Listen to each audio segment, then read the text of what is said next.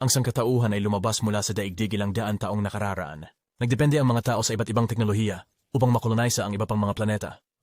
Sa maraming administratibong mga planeta, sa planetang Midthunder nagsimula ang ating kwento. Sa kabila ng makabagong teknolohiya ng mga tao, ang mayaman ay mayaman pa rin, at ang mahirap ay mahirap pa rin, at ang mga tao ay karaniwang minamaliit ang mahihirap.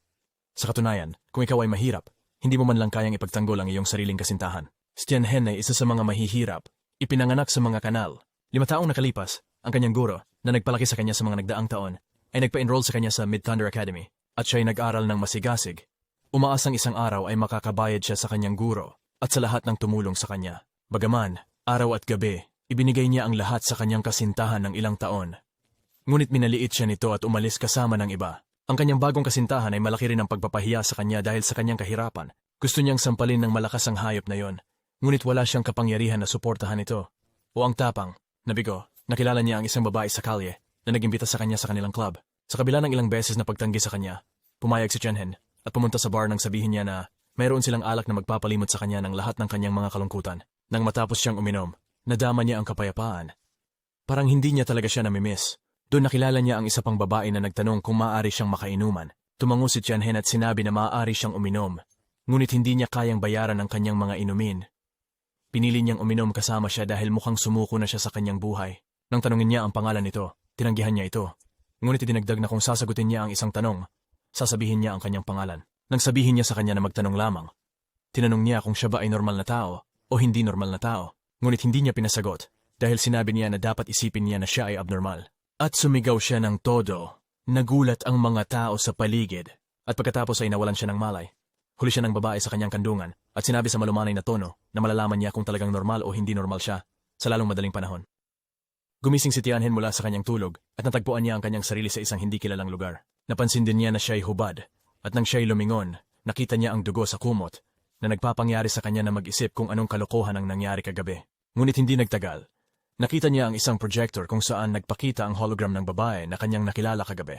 Sinabi niya na kapag nakita niya ang mensaheng ito, maaaring wala na siya at idinagdag pa na binayaran na niya ang lahat ng kanyang gastos sa pagtira dito. Sinabi rin niya na pinili niya ito dahil sa ilang rason na hindi niya kontrolado. Bago natapos ang holographicong mensahe, hinikayat niya siyang huwag sumuko at sinabi na kung siya ay magsisikap, palaging makakahanap siya ng swerte. Nagpasalamat si Tianhen sa kanya at nagplano na simulan ang kanyang bagong buhay mula sa araw na yon. Pagkatapos ay naalala niya na dapat siyang pumunta sa seremonya ng pagtatapos ngayong araw. Sa kanyang puso, maliban sa kanyang mga magulang at sa guro na nagluwal sa kanya mula sa mga slums, ang kanyang pag-aaral sa Midthunder Academy ang pinakamahalaga. Alam niyang swerte siya na mayroong guro na nagbigay sa kanya ng pagkakataon na makapasok sa akademya. Sa mga nakaraang taon, ginawa niya ang lahat upang maging magaling sa kanyang mga grado, sa kabila ng kanyang mga kapwa mag-aaral na nag-aaksaya ng oras sa paglalaro ng mga laro at pagpunta sa mga club sa nakalipas na 5 taon. At nang nagmamadali siya patungo sa akademya, nadama niya na hindi siya makakarating doon sa oras, kaya ginamit niya ang isang teknik ng paglipad. Ang teknik sa paglipad ay itinuro ng akademya gamit ang key sa universo bilang kanyang gasolina. Gayunpaman, sa pagkakaroon ng lumilipad na mga kotse, bihira ang mayayaman na matututo ng mga teknik sa paglipad dahil napakapanganib ng mga teknik na ito. Ang Universal Alliance ay umunlad mula sa pinakamaagang sistema ng pamahalaan hanggang sa isang alyansa ngayon na may parlamento bilang huling upuang pampasya. Ang parlamento ay binubuo ng itaas at ibabang mga bahay. Ayon sa pagkakasunod-sunod, parehong lugar ang pinagsama-samang inayos upang matukoy ang direksyon na tinatahak ng Milky Way Alliance. Ang militar ay direktang nag-uulat sa parlamento at ang pangunahing kapangyarihang militar ay binuo ng 10 malalaking flota ng kalawakan. Bawat isa ay may kapangyarihan na sirain ang isang buong planeta na pangkaraniwang laki. Ang mga commander ng 10 malalaking warship ay direktang nag-uulat sa Pangulo ng Estado at nakastation sa mga teritoryong planetary na pinamamahalaan ng kanilang mga planeta ng administrasyon, lampas sa mga hangganan ng Universal Alliance. Ang Universal Key ay isang pamamaraan ng pagpapaunlad na binuo mula sa daan-daang taon ng pananaliksik sa katawan ng tao. Sa kasalukuyan, ang mga siyentista ay nag-develop ng metamorphosis, isang pamamaraan ng pagbabago na nagbibigay daan sa target na populasyon na isama sa mga pinakabagong instrumento na nagpapalakas sa kanila kaysa sa mga lumang klaseng kasangkapan na ginagamit ng mga tao sa mababang uri. Kaya, ang itaas na uri ay maaaring sumailalim sa metamorphosis at makamit ang immortalidad. At ang mababang uri ay maaari lamang mag-aral ng malapitang feudal na pangkalahatang mga instrumento para mabuhay. At si Tianhen, dahil isinilang sa pinakamababang uri, hindi siya karapat-dapat na mag-aral ng anumang kasangkapan sa universo sa unang lugar. Ngunit nagbago ang kanyang buhay nang dumating ang isang lalaki at tinanong siya kung nais niyang sambahin ang Key. Inisulaksin surebo lang iba, kundi ang kanyang iginagalang na guro. Matapos kunin si Tianhen mula sa mga slum, sinabihan siya ng kanyang guro na huwag sabihin sa kahit sino tungkol sa kanya. At idinagdag niya na bago siya tumuntong ng 20 taong gulang, hindi niya dapat praktisin ang universal key maliban na lamang sa teknik ng paglipad. Ang maliit na Tianhen noong panahong iyon ay nauunawaan lamang ng bahagya ang kanyang guro, ngunit ipinangako pa rin niya sa kanya. And sa sosted churchini din there were niremberlong bikes e masud na finachirinnings tekniya norgawatst. Dumating si Tianhen sa pasukan ng akademya at sinuri ang kanyang pagkakakilanlan. Ang tinig ng robot ay nag-welcome sa kanya at sinabing baka parusahan siya ng opisina dahil hindi siya umuwi kahapon. Matapos na maaprubahan, pinapasok siya. May kalahating minuto na lang, kaya nagmadali siya ulit ngunit nadapa at bumagsak sa isang babae na may kulay rosas na buhok. Ngunit mabilis siyang bumangon at muling nagmadali patungo sa akademiya. Sa pasilyo, nakita niya ang kanyang kasintahan. Patuloy pa rin siyang nagtatangkang magsalita na parang tanga. Ngunit siya, gaya ng karaniwan, tinanggihan siya at sinabihan siyang hindi siya nais makialam sa isang lalaking walang alam, kundi ang teknik ng paglipad at sinabihan din siyang umalis bago dumating si William, ang kanyang nobyo. Sa sandaling iyon, tinawag ang pangalan ni Tianhen mula sa entablado, kaya muling tumakbo siya patungo sa entablado. Nagtataka kung bakit siya tatawagin sa entablado kung hindi para sa parusa. Inakala ng mga nobyo na parurusahan si Tianhen sa entablado. Kaya naman sila ay nagtawanan at pinagtawanan siya. Ngunit inaliw siya ng dekano at inanunsyo si Tianhen bilang valedictorian ng taong iyon ng akademiya. At sinabi na bibigyan siya ng akademya ng Badge of Honor at gagantimpalaan siya ng 1,000 universal credits. Kredito. Tuwang-tuwa si Tianhen nang marinig ito dahil nadama niya na sulit ang lahat ng paghihirap at insulto na pinagdaanan niya sa loob ng 5 taon sa akademya. Muli siyang pinuri ng dekano dahil sa kanyang mabuting pag-aaral at mahusay na mga grado. Ngunit pinabatikos pa rin siya ng mga marangyang bata sa ilalim ng entablado at sinabi na baka siya'y nandadaya. Pinagsasaway ni Dean ang lahat at sinabing hindi sila gagraduate kung mag-ingay pa sila. At sinabi rin na mas magaling si Tianhen sa kanyang pag-aaral kaysa sa mga batang noble na hindi pa nakakapasa sa kalahati ng mga paksa. Sinabi rin niya na napag-usapan nila ng mga guro at napagdesisyonan na maliban kay Tianhen, walang gagraduate sa taong iyon. Nang marinig ito, nagsimulang magrebelde ang noble at sinabing masasaktan nito ang reputasyon ng akademiya. Ngunit hindi nababahala ang dekano at matatag sa kanyang talumpati. Pagkatapos ng talumpati, nakipagkita rin si William kay Tianhen at sinabi sa dekano na hindi patas na si Tianhen lamang ang pumasa. Ngunit sinaway siya ng dean, sinasabing wala siyang karapatan na husgahan si Tianhen. Ngunit binulong ni William kay Tianhen, sinasabi na ang mga langaw ay dapat manatili sa mga sulok at kumakain ng dumi. At kung sila'y lumilipad pataas sa iba, sila'y magiging patay na eventually. Nawawasak emotionally si Tianhen. Hindi niya maintindihan kung ano ang ginawa niya kay William na laging ituring siya ng ganito. Noong panahon na yon, labis ang emosyon at nadama niya na magiging mapayapa ang mundo kung mawawala si William. At ganoon na lang, bigla siyang hinimatay dahil sa sobrang damdamin. At bigla ang nabawian ng ulo si William nang walang nakakaalam kung paano ito nangyari. Malayo sa akademya, may lalaki na lumuhod sa isang babae at sinabing hindi niya mahanap ang batang ginang. Sinabi ng babae na kilala na niya ito sa loob ng maraming dekada at tinanong kung iniisip niya na makakapagtago siya ng mga bagay mula sa kanya. Walang ibang mapili, sinabi niya na pumunta sa isang hotel ang batang si Miss Lanlin at nagstay kasama ang isang lalaki. Nang marinig yon, nagalit ang babae at halos naipit ang lalaki at tinanong siya tungkol sa may sala. At nang marinig niya na ito ay isang mag-aaral mula sa Mid-Thunder Academy, agad niyang iniutos sa kanya na dalhin ang may sala. Sa kabilang banda, ang lalaking tinutukoy ay nagising mula sa kanyang koma at naalala ang pangyayari noong namatay si William. At sa harap ng kanyang mga mata, may hindi kilalang puwersa na pumugot sa ulo ni William. Pagkatapos ay nakita niya sa screen ng medical scanner na sobrang taas ng kanyang mentalidad. Nagsimula siyang magduda kung talagang pinatay niya si William, kaya para masubukan ito, tinangka niyang kontrolin ang isa sa mga flower vase mula sa kwarto. Nabigo siya ng 2 beses, ngunit hindi siya sumuko at ginawa ang lahat ng kanyang makakaya, at sa wakas ay nagawang niyang itaas ang banga.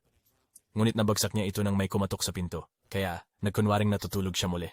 Nakita niya si Dean at isa pang lalaki na pumapasok. Pagkatapos ay pinag-usapan nila kung paano ang kamatayan ni William ay tunay na isang trahedya. At idinagdag din ni Tianhen na nang umagos ang dugo mula sa putol na leeg ni William, sobrang natakot siya at nawalan ng malay at hindi na maalala ang anuman pagkatapos noon. Pagkatapos ay inilayo nila ang paksa at binati si Tianhen sa kanyang pagtatapos. Natanggalan siya ng kaba na hindi nagdulot ng problema ang insidente sa kanyang pagtatapos at naisip na sana ay makabalik siya sa kanyang bayan. Pagkiramos tutikar sing magkronyo magandang trabaho doon at maligayang magbigay ng sapat na pera para sa kanyang mga magulang upang mabuhay ng maligaya. Nang siya ay nagpapangarap, umalis ang dekano at nakikipag-usap sa labas ng pinto. Sa loob ng kwarto, nagulat si William dahil nakakarinig siya ng mga bagay mula sa malayo matapos siyang magising. At nagulat nang sabihin ng Dean na ang ama ni William, ang chairman ng Thunderstrike Group, pinaghihinalaan niya si Tianhen sa kamatayan ng kanyang anak at maaaring subukang gumanti siya pagkatapos lumisan ni Tianhen sa akademya. Ngunit sinabi ng dekano na kung gagawin niya yon, ipagbibigay alam niya ito sa Holy Alliance. Sumang-ayon ang ibang guro at sinabi na hindi maglalakas ng loob ang tatay ni William kung ito ay Holy Alliance. Ngayon, naiintindihan na ni Tianhen kung bakit iiwanan siya ng kanyang kasintahan para kay William dahil siya ay anak ng may-ari ng grupo ng Thunderstrike. Ngunit wala siyang kaalam-alam tungkol sa kung ano ang Holy Alliance. Sa sandaling iyon, hindi narinig ni Tianhen ang mga ito dahil sa kanyang limitasyon sa pandinig. Simula noon, nagsimulang mag-isip si William ng mga paraan upang makatakas sa hawak ng Thunderstrike Group dahil hindi siya maaaring manatili sa akademya magpakailanman. At kahit na ang academy ay hayaan siyang manatili ng ilang taon, hindi siya magiging mas malakas kung hindi siya maglakas loob. At ang same solusyon na naaspa niya ay maging mas malakas. Noong siya ay malapit ng sumubok ng kanyang teknik sa pangangalaga, nagulat siya sa pagbisita ng kanyang guro na si Damon. Si Mr. Damon ang unang nagdala kay Tianhen sa Mid-Thunder Comprehensive Academy. Sinasabi na si Tianhen ay may natatanging talento. Sa nakalipas na 5 taon, pinayaran ni G. Damon ang lahat ng gastusin ni Tianhen sa Mid-Thunder Comprehensive Academy. At siya rin ang taong pinakarespeto ni Tianhen maliban sa kanyang mga magulang. Tinanong ni Mr. Damon kung totoo ba na siya'y nakakuha ng 1,000 universal credits. Tumango si Tianhen at sumagot na dapat tanggapin ni Damon ang mga kredito dahil may utang si Tianhen sa kanya. Dahil binigyan niya ito ng pera para makapagstay sa akademya. Sabi ni Damon kay Tianhen na hindi niya kailangan ng pera, ngunit tinanong niya kung may nangyari bang malaki sa kanya kamakailan. Kaya nagsimula siyang magkwento tungkol sa babae na natulog kasama niya at pati na rin ang katotohanan na siya ay nagising ng isang bagong uri ng kapangyarihan. Pagkatapos ay binalaan ni Damon si Tianhen na huwag ipagsabi sa sino man ang mga kapangyarihan na kanyang ginising at sinabi na ito ay magdudulot sa kanya ng maraming problema kung kailan man niya ibunyag ang mga kapangyarihang yon dahil bihira ang mga kapangyarihan sa kalawakan. Pagaman inakala ni Damon na may natatagong talento si Tianhen, hindi niya inakala na may kapangyarihan siya sa espasyo. Tiniyak din ni Damon sa kanya na siya ay susubukan kung may magagawa siya tungkol sa panggugulo ng Thunderstrike Group kay Tianhen. Nagpasalamat si Tianhen sa kanya at nagtanong tungkol sa Holy Alliance. At nalaman niya na ang Holy Alliance ay isang napakalakas na organisasyon. Sobrang laki nito na sinabi sa kanya ng kanyang guro na hindi siya dapat alamang tungkol sa Alliance. Nang umalis si Damon, nadama ni Tianhen na naglagay na siya ng maraming pasanin sa kanyang guro at hindi na dapat siyang mag-abala tungkol sa insidente kay Williams. Kaya quietly siya umalis nang hindi nagpapalipas ng oras sa ospital. At sa kasamaang palad, ang kanyang takot ay naging totoo dahil sa isang grupo ng mga lalaking nakamaskara na ipinakita ang kanilang mga espada sa leeg ni Tianhen at hiniling kay Tianhen na sumama sa kanila. Ngunit hindi sumunod si Tianhen at ginamit ang kanyang teknik sa paglipad upang agarang makatakas. Ngunit natigilan siya nang makita niya ang laser cannon na tinutukoy sa kanya. Hindi nag-aalala sa mga mamamayan sa ibaba. Ngunit sa kabutihang palad, isang bola ng yelo na nagmula sa wala ang humarang sa laser cannon. Ngunit hindi tumigil ang laser cannon at bumaril ng mas malakas na puwersa na sinusubok na gawing maliliit na piraso si Tianhen at ang bola ng yelo. Ngunit sa kasamaang palad, ang bola ng yelo ay tuluyang nilunok ang buong tira at isang lalaki na nagpakilalang manipulator mula sa banal na alyansa ang nagsabing nilabag ng mga salarin ang mga batas ng Mid-Thunder. Ang mga gago ay nagpakilala rin bilang espesyal na puwersa mula sa grupo ng Thunderstrike. Ngunit sila'y sinagot ng malamig na tugon ng taong mula sa Holy Alliance na sinabing hindi niya pinapahalagahan ang kanilang pagkakakilanlan at pinapasalis sila dahil mayroon siyang usapin kay Tianhen. Walang ibang pagpipilian ang mga ito, kundi umalis dahil sa presyon ng Holy Alliance. Ngunit sinumpaan nilang matatapos nila ang misyon mamaya, kung hindi man ngayon. Madali ang nagpasalamat si Tianhen kay Mr. Liao sa pagliligtas sa kanya. Ngunit sinabi ni Mr. Liao na hindi niya siya niligtas at kailangan niyang sumama sa kanya. Nabigla si Tianhen. Ngayon ay parang nakatakas siya mula sa kawali papunta sa apoy, kaya sinubukan niyang tumakas sa abot ng kanyang makakaya, alam na walang saysay. Ngunit alas, siya ay nahuli ng magelo ang paligid niyang hangin. Pagkatapos nito, hinawakan siya ng lalaki at inilipad siya sa isang kahangahangang bilis na nagpapahirap sa kanyang mga mata dahil sa hangin na bumubugso sa kanyang mukha sa hindi kapanipaniwalang bilis. Tinanong ni Tianhen kung bakit lumalabag sa batas ang lalaki kahit na nag-usap sila tungkol sa batas ilang sandali na ang nakakaraan. Bilang tugon, sinabi ng lalaki na sila mismo ang batas. Pagkatapos ay tinanong ni Mr. Liao kung naalala niya ang babae mula sa nakaraang gabi. Bilang tugon, tumango si Tianhen ng walang malay at saka naintindihan na ang babaeng nakasama niya sa pagtulog ay nagdulot ng ganitong malaking gulo. Pagkatapos ng ilang sandali, dinala siya sa isang malaking kastilyo kung saan sobrang lamig ng panahon. Siya ay dinala sa isang babae na tinatawag na controller, gaya ng paglalarawan ng Iceman sa insidente, kung saan si Tianhen ay sinugod ng grupo ng Thunderstrike. Pagkatapos ay sinibak si Mr. Liao bilang Tianhen, at ang babae ay naging tanging tao sa silid na iyon. Si Tianhen ay mahiyain na nagtanong kung siya ba ang nag-utos na dukutin siya. Ngunit tinanong niya, nang hindi nagbibigay ng sagot, kung paano niya nakilala si Lanlin. Pagkatapos tinanong ni Tianhen kung sino si Lanlan. Bilang tugon, sinabingan siya ng isang tipak ng yelo habang binabalaan siya na huwag magkalat kung gusto niyang mabuhay. Pagkatapos sinabi ni Tianhen na hindi siya nagloloko sa kanya. Hindi niya lamang talaga alam kung ano ang nangyayari doon. Kaya nagsimula na ang mga babae na pag-usapan ang tungkol kay Tianhen sa kanyang pinanggalingan. Pagkatapos ay sinimulan niyang ilarawan ng gabi nang makilala niya ang batang babae. At sinabi rin sa kanya na Lanlan ang pangalan ng batang babae. At sinabi niya na kinuha niya ang pinakamahalagang pag-aari ni Lanlin noong gabing iyon. Kaya siya ay obligado na magbigay sa kanya ng wastong paliwanag ng insidente kung bakit ginawa iyon ni Lanlin. Ngunit sinabi ni Tianhen na hindi pa siya nakakita ng maayos kay Miss Lan dahil nagising siya mula sa kanyang kalasingan sa isang kama na may dugo, hindi alam kung ano ang ginawa niya. Pagkatapos ay tinanong niya ng mahina kung sinasabi niya ba na si Lonlon ang nagpasimula nito habang lumalago ang mga spike ng yelo mula sa manipis na hangin sa paligid niya sa buong malaking hall. Idinagdag niya na si Lanlan ay tumanggap ng pinakamahusay na edukasyon mula pagkabata at hindi kailanman gagawa ng ganitong kahalayang bagay. Muling sinabi ni Tien sa kanya na anuman ang kanyang sinabi ay totoo at hindi pa siya nakakaalam kung kailan niya nawala ang kalinisan ni Lanlin. Pagkatapos sinabi niya na kung may mangyari talaga, handa siyang tanggapin ang buong responsibilidad bilang isang lalaki. Pagkatapos ay sumagot siya ng malamig na tono na sobrang tinaas ni Chen-hen ang kanyang katayuan upang makapagsalita ng mga salitang tulad ng pagdadala ng responsibilidad at sinabi na parang aso lang siya sa kanya at hindi kailanman magiging kakayahang makahipo sa kanyang anak na babae. Si Chen-hen hindi natakot at sinabi na siya ay tao, hindi aso at maaaring hindi siya mahalaga, ngunit maaaring iba na ang mga bagay 10 taon mula ngayon. Pagkatapos ay tumawa siya ng kaunti at sinabi na nagiging sobrang kampante siya sa kanyang maliit na kakayahang sa kalawakan. Bagaman medyo nagulat si Chen-hen dahil naipahayag ang kanyang kakayahan, ngunit napilitan siyang gamitin ito. Matatag at sinabing basta't siya'y magtrabaho ng mabuti, magagawang niya itong maliit na kakayahan sa isang malaki, at sinabi niyang maaaring mataas ang kanyang katayuan ngayon. Ngunit ano ang tungkol sa nakaraang henerasyon at sa mga ninuno mula 10 henerasyon na ang nakalipas, dahil sigurado silang hindi malaki mula sa simula. Tinanong din niya kung mabubuhay pa siya ng 10 taon, maaari ba siyang maging sigurado sa kung ano ang magiging siya? Tinanong niya kung saan nanggagaling ang ganitong kumpiyansa kung hindi sa mahinang kakayahan sa kalawakan, ngunit sumagot siya na ang kumpiyansa ay nagmumula sa kanyang matibay na kalooban at wala ng iba. Pagkatapos ay tumawa siya ng mapanuya at sinabi na isa siyang laruan para kay Lanlin. Hindi ginawa ito ni Lanlin dahil mahal niya ito, ngunit ito ay dahil sa kanyang nalagay sa patibong. Nalilito siya, ngunit sinabi niya na masyadong mabigat ang presyo na binayaran ni Lanlin sa kanya para lamang sa pagkakabiktima sa kanya, at idinagdag niya na babayaran niya siya kahit paano. Pagkatapos ay sinabi niya na dahil siya ay napakatigas tungkol sa pagbibigay ng kompensasyon, bibigyan na lamang niya ito ng pagkakataon kaysa patayin siya. Pagkatapos ay idinagdag niya na ang mabuting trabaho ay makakatulong sa pagsisikap na maging matagumpay, ngunit ang kakayahan na maunawaan ay kapantay na mahalaga. Kaya hahayaan niya itong mabuhay ng 3 taon, at kung siya ay magiging kasing lakas ng antas 10 ng mga manipulator sa loob ng panahong iyon, kailangan niyang tapusin ang 3 gawain para sa kanyang pamilya, at pagkatapos nito ay maaaring isaalang-alang niya ang pagbibigay ng kanyang buhay. At kung hindi niya magagawang maging kasing lakas ng antas 10 sa loob ng 3 taon, sasagasaan niya ito ng personal. Medyo nagulat si Chen-hen sa kanyang sinabi, ngunit tinanong niya kung sila ba ang nagpapasya ng batas sa gitna ng kulog. Tumugon siya ng positibo, at sinabi na alam ng lahat na ang Mid-Thunder ay mayroong isang mataas na administratibong katawan na humahawak sa lahat ng mga militar at politikal na usapin.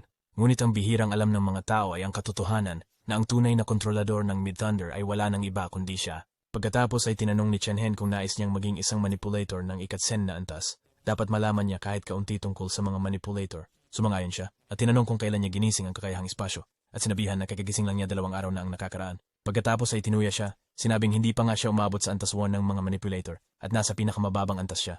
Pagkatapos ay sinabi niya sa kanya na ang pangunahing controller ng lahat ng bagay sa Galactic Alliance ay Holy Alliance, na binubuo ng lahat ng malalakas na gumagamit ng espesyal na kakayahan. Ang mga tao ay maaaring magtaka kung bakit kailangan ng Holy Alliance ng mga gumagamit ng espesyal na kakayahan kapag maaari lamang silang mag-invest sa paggawa ng malalaking warship para manguna. Hinayos na alam na meron sa iyang isang manipulator ng antas 20, iwaring makaharap ng mag-isang mababang antas na sasakyang pang-militar. And ikonagawizing dahil matsetint, waripulidong sarangin ang isang malaking barko ng digmaan. Medyo nagulat siya na ang mga tao ay maaaring lumaban sa isang higanting barkong pandigma nang walang anumang teknolohiya. Pagkatapos ay sinabi niya na malalaman niya ang marami pa sa hinaharap kung mabubuhay siya at sinabi na mayroon siyang 1 buwan para dito na manirahan upang malaman ang tungkol sa mga manipulator. Bago pa man siya umalis, tinanong niya kung maaari ba niyang makita si Lanlin kahit isang beses. Humarap siya at sinabing kung alam niya kung saan siya, hindi niya papayagang malapit si Chen-hen sa kastilyo at nagbabala na hindi niya dapat sabihin sa kahit na sinong tao ang nangyari kay Lanlin noong gabing iyon. Pagkatapos ay umalis siya ng mabilis. Nang lumabas si Chen-hen sa bulwagan, sa wakas ay nabawasan na siya ng hininga.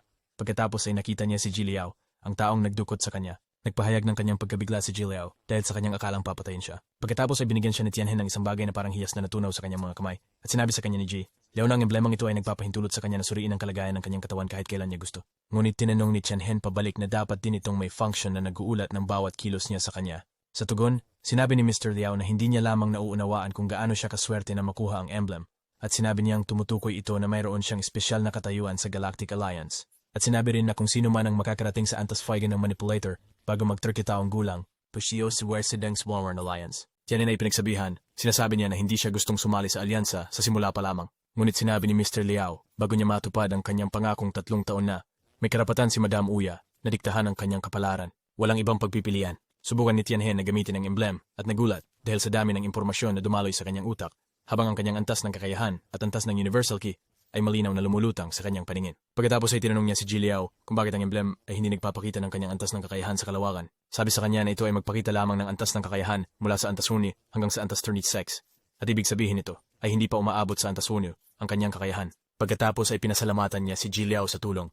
Nagulat si Ji Liao at tinanong kung bakit siya pinasalamatan ang kanyang kidnapper. Pagkatapos ay sinabi niya na sisimulan niya ang kanyang pagsasanay bukas at gagawin niya ang pagsasanay na lubos na hindi malilimutan. Tumawa si Tianhen at sinabing inaabangan niya ito. Mamaya ay nagmumuni-muni siya sa kanyang kwarto at nang siya ay nagpatuloy sa kanyang pagmumuni-muni, nakita niya si Ji Liao na nakatitig sa kanya, na dinudusta rin siya dahil sa hindi niya kamalayan sa paligid habang nagninilay-nilay. Sabi ni Tianhen na walang saysay na maging alerto doon dahil sapat na malakas ang lahat sa paligid upang patayin siya sa loob ng mga segundo. Maaari niya ring gamitin ang kanyang oras upang mag-ensayo ng mas mabuti. Pumayag si Mr. Liao at sinabihan si Tianhen na hawakan ang kanyang kamay. Naguluhan si Tianhen at tinanong kung bakit kailangan niyang hawakan ang kamay ng ibang lalaki. Nakibi ang sitwasyon na nagkakamali. Sinabi ni Ji Liao na gusto niyang ipakita sa kanya kung paano gumagana ang mga emblem. Kaya pagkatapos makita ang kanyang stats, dinala siya ni Mr. Liao sa training ground. Pagkatapos ay tinanong ni Mr. Liao kung maaari niyang sagutin kung bakit wala silang anumang protektibong barrier sa lugar ng kanilang pagsasanay. Sinagot ni Tianhan na iyon ay dahil ang mga malalakas na manipulator mismo ay isang hadlang sa kanilang sarili. Bigla na lamang tinamaan sa ulo ni Mr. Liao siya at nang umiyak si Tianhen, sinabi niya na hindi mali ang pinuno. And siming ng Brian na ni Zimbabwe Shinkim Monikertas na siyang ng patakaran ng banal na alyansa. Sinasabi niya na kahit na ang kanyang espesyal na kakayahan ay mas mababa sa antas ng isa, ngunit sapat ang kanyang universal QE para maabot niya ang ikalawang antas ng pag-aaral. Kaya ituturo sa kanya ang ikalawang yugto ng pamamaraan ng kultibasyon and share might training doon sa araw sa susunod na buwan at magsasaka sa gabi. Nakita niya na bibigyan siya ng isang paraan ng pagpapalago. Pinasalamatan niya si Ji Liao. Ngunit sinabi ni Ji Liao na sumpain niya siya sa hinaharap sa halip na pasalamatan siya. Pagkatapos ay napilitan siyang magsuot ng mabigat na mech armor. Pagkatapos ay naubos siya ng kanyang ki na nagpapahiwatig na mas mabigat ito. Pagkatapos niyon, napilitan siyang tumakbo ng paulit-ulit sa patlang. Nahulog siya paminsan-minsan, ngunit hindi siya sumuko at patuloy na bumabangon. Ketsin si Ji Liao ay sinagwat sinwan niyang Cheza and Max Tuen. Pagkatapos ay ininom ni Tianhen lahat ng nutritional serum na inihanda ni Ji Liao na nagdulot ng sakit kay Ji Liao dahil sobrang mahal ang mga ito. And Semero Sigis, munching to mate, naing may tuyosing lin oris ang pagod siya and naboard ang munyang limitasyon, and hindi na siya makabangon. Kaya pumunta si Ji Liao upang suriin siya at nalaman na ang limitasyon ng timbang na inilagay niya sa kanya ay sumasabog. And second point doon, ni-nullify ang restriction, ning lumabas si Tianhan mula sa uso. Nawadawari siya istirumali na ang restriksyon inawabarak dahil hindi ito nangyari sa nakaraan.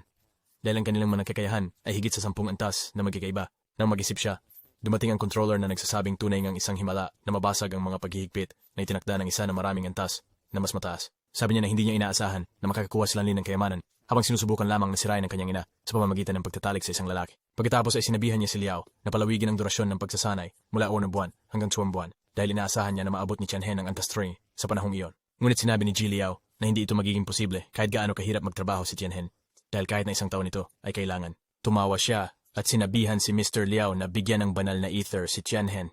Muli, nagulat si Ji Liao sa pagpapahalaga ng controller kay Tianhen dahil ang Holy Ether ay ginawa ng pinakamisteryosong unit sa loob ng Holy Alliance. Wawanisit siya ganalaw ang pinakamaze dahil ito ay isang walang kapantay na yaman na magpapalakas sa katawan ng tao mula sa loob at ang Holy Alliance ay makakagawa lamang ng 100 mil taon-taon na nagkakahalaga ng higit sa 1 milyong universal credit bawat mililitro. Nagulat siya nang higit pa nang sabihin niya kay Liao na bigyan si Tianhen ng 10 mililitro. Pagkatapos ay sinabi ni Ji Liao na ang isang tao ay maaaring, sa pinakamaraming, tumanggap ng 5 mililitro sa isang pagkakataon. Pagkatapos ay sinaway ni Madam Uya si Liao. Sinabi niyang may mga bagay siyang hindi kailangang malaman. Matapos niyang umalis, pumunta si Ji Liao sa nagkamalay na si Tianhen at inihatid siya sa kama. Aminin baray na psingnan ni Tianhen pagagising rayon kishambal rains. Nagalak siya ni Mike Tang Sawak sa inabago na sa antas un ang ganyang espesyal na kakayahan. Mulit, nagulat siya kay Ji Liao dahil lumitaw ito sa harap ni Tianhen nang hindi siya binabalaan. Tinanong ni Tianhen si Liao kung bakit siya mukhang galit sa kanya. Pagkatapos, sumagot si Ji Liao ng galit na tono na nagsasabing bakit walang pagbabago sa kanyang katawan kahit na siya'y pinakain ng 10 mili ng banal na ether. Puno ng puot si Ji Liao para sa pag-aaksaya ng 10 milyong kredito. Kaya sinubukan ni Tianhen na patahimikin siya. Sinasabi na hindi mabuti sa kanyang kalusugan ang pagiging galit. Nang marinig niya ang kahalagahan ng pera na ipinakain sa kanya, namatay din si Tianhan. Mamaya, sinabi niya na ang banal na ether ay dapat naging pawis at nag-evaporate mula sa kanyang katawan. Sa galit, sinabi ni Ji Liao na ang kanyang mga paghihirap ay pinalawig sa 3 buwan. Ngunit, salungat sa inaasahan ni Mr. Liao, mas masaya pa si Tianhen at sumayaw sa kagalakan. Mamaya, nang malaman ng controller na kung paano hindi nagbago ang ether sa katawan ni Tianhen, sumagot siya na maaaring hindi ito agad ipakita ang kanyang resulta kung minsan. Kinabukasan, nang matapos ang training, tinanong ni Tianhen si Mr. Liao kung si Miss Lanlan ba ay may kakayahang gumamit din. Sa kanyang tugon, sinabi niya rin na siya ang tanging mana ng buong pamilya Fair at ang lolo sa ina ni Miss Landlin ay ang pinakamatibay sa mga gumagamit ng water-type ability at isa sa 5 Judge Elders ng Holy Alliance at ang kanyang lola ay ang pinakamalakas na kontrolador ng Mid-Thunder. Samantalang si Miss Landlin, siya ang pinakamahusay na prodigy sa kasaysayan ng Holy Alliance na nagpatigil sa mga bola ni Tianhen. Gayunpaman, tinanong niya ang kanyang kakayahan, ngunit sinabi ni Ji Liao na hindi niya alam, ngunit ang chismis ay ipinanganak siya bilang antas syube. Naiinis siyang sabihin na hindi siya kasing talino ng mga henyo dahil nat-stuck siya sa level 30 at hindi makapagpatuloy sa susunod na level. Medyo na-depressed din si Tianhen dahil nagtrabaho siya ng mabuti, ngunit nasa level 1 pa rin siya habang siya ay level 7 agad sa simula. Pagkatapos ay hinikayat siya ni Ji Liao na may mga miyembro sa Holy Alliance na umaasa sa kanilang innate na pangunawa upang pumunta sa level 30 mula sa level 1. At baka pinili siya ni Miss Lanlin dahil nakita niya ang kanyang potensyal. Nagpasalamat si Tianhen sa kanyang panghihikayat, ngunit sinabi ni Ji Liao na siya'y nalulungkot dahil nasayang lahat ng banal na ethers. Sabi ni Tianhen, kung ganun, pwede na lang siyang uminom ng kanyang dugo para makuha ulit ang mga patak ng ether. Sabi naman ni Mr. Liao, hindi siya gumagamit ng madilim na kakayahan at hindi niya magagawa yon. Sa susunod na 3 buwan siya ay nag-train sa ilalim ng instruction ni Ji Liao na laging pinapahirapan siya ng kanyang iba't ibang uri ng paraan ng pagtuturo, na nagpataas ng kanyang kakayahan mula antas 1 hanggang antas 2 at malapit na siya sa pagtaas ng antas sa antas 3. At ito ang araw ng kanyang huling aralin kung saan kailangan niyang maligtas sa atake ni Mr. Liao. Pagkatapos, nakitang walang pagkakataon na maibsan ng malaking agwat sa antas, hinugot ni Tianhen ang laser gun na nakuha niya mula sa mech at pinutukan si Mr. Liao. Ngunit ang kanilang atake ay na-freeze ng controller. Sabi niya kay Tianhen na maaari na siyang umalis sa lugar na ito. Nagreklamo si Tianhen Tan na sinasabing talagang pinapatay siya ni Mr. Liao. Pagkatapos ay sinabi ng controller na sinusubok ni Mr. Liao ang kanyang mga reaksyon kapag siya ay na-threaten at sinabihan din siya na impagahin ang kanyang mga gamit at makita siya sa pangunahing hall. Matapos umalis ang controller, tinanong ni Mr. Liao kung paano niya nalaman na may laser gun sa loob ng mech. Sinagot ni Tianhen na siya lang ang nakakuha ng pinakamataas na marka sa lahat ng asignaturang ito taon. Kaya given na alam niya ang mga mekanikal na bagay na to, pagkatapos ay tinanong ni Tianhen kung pwede niyang dalhin ang mech. Sa sagot, sinabi ni Mr. Liao na hindi siya pwedeng kumuha ng anuman doon ayon sa patakaran. Ngunit binigyan ni Ji Liao ng isang sandata na personal niyang ari-arian na maaring magpaputok din ng mga laser na may kakayahang tumagos sa 100-degree na depensa. Kasama na ang function na mag-transform into a short dagger. Agad na kinuha ni Tianhen ito nang walang pag-aatubili.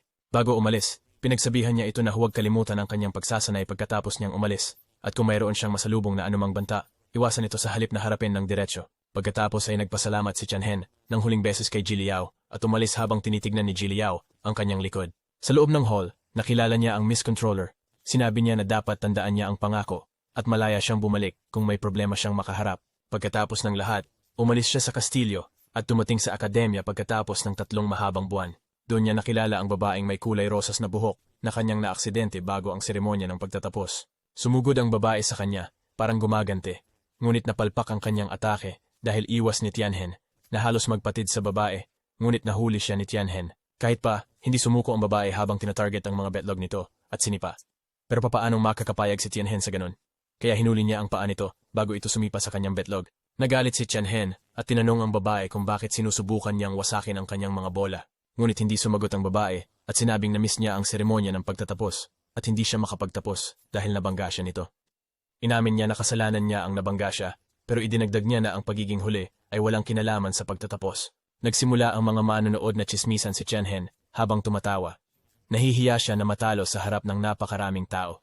Kaya bincurse niya si Tianhen. Sa oras na yon, pumasok ang tagapagturo na si Xue at sinabi sa kanya na hinahanap siya ng kanyang guro na si Damon sa lahat ng oras na ito. Pagkatapos ay sinabi niya na maayos siya at pumunta siya sa akademya, lalo na upang bisitahin ang kanyang guro na si Damon. Nagulat ang mga tumitingin na mga noble sa pagiging maalaga ni Instructor Xue kay Tianhen.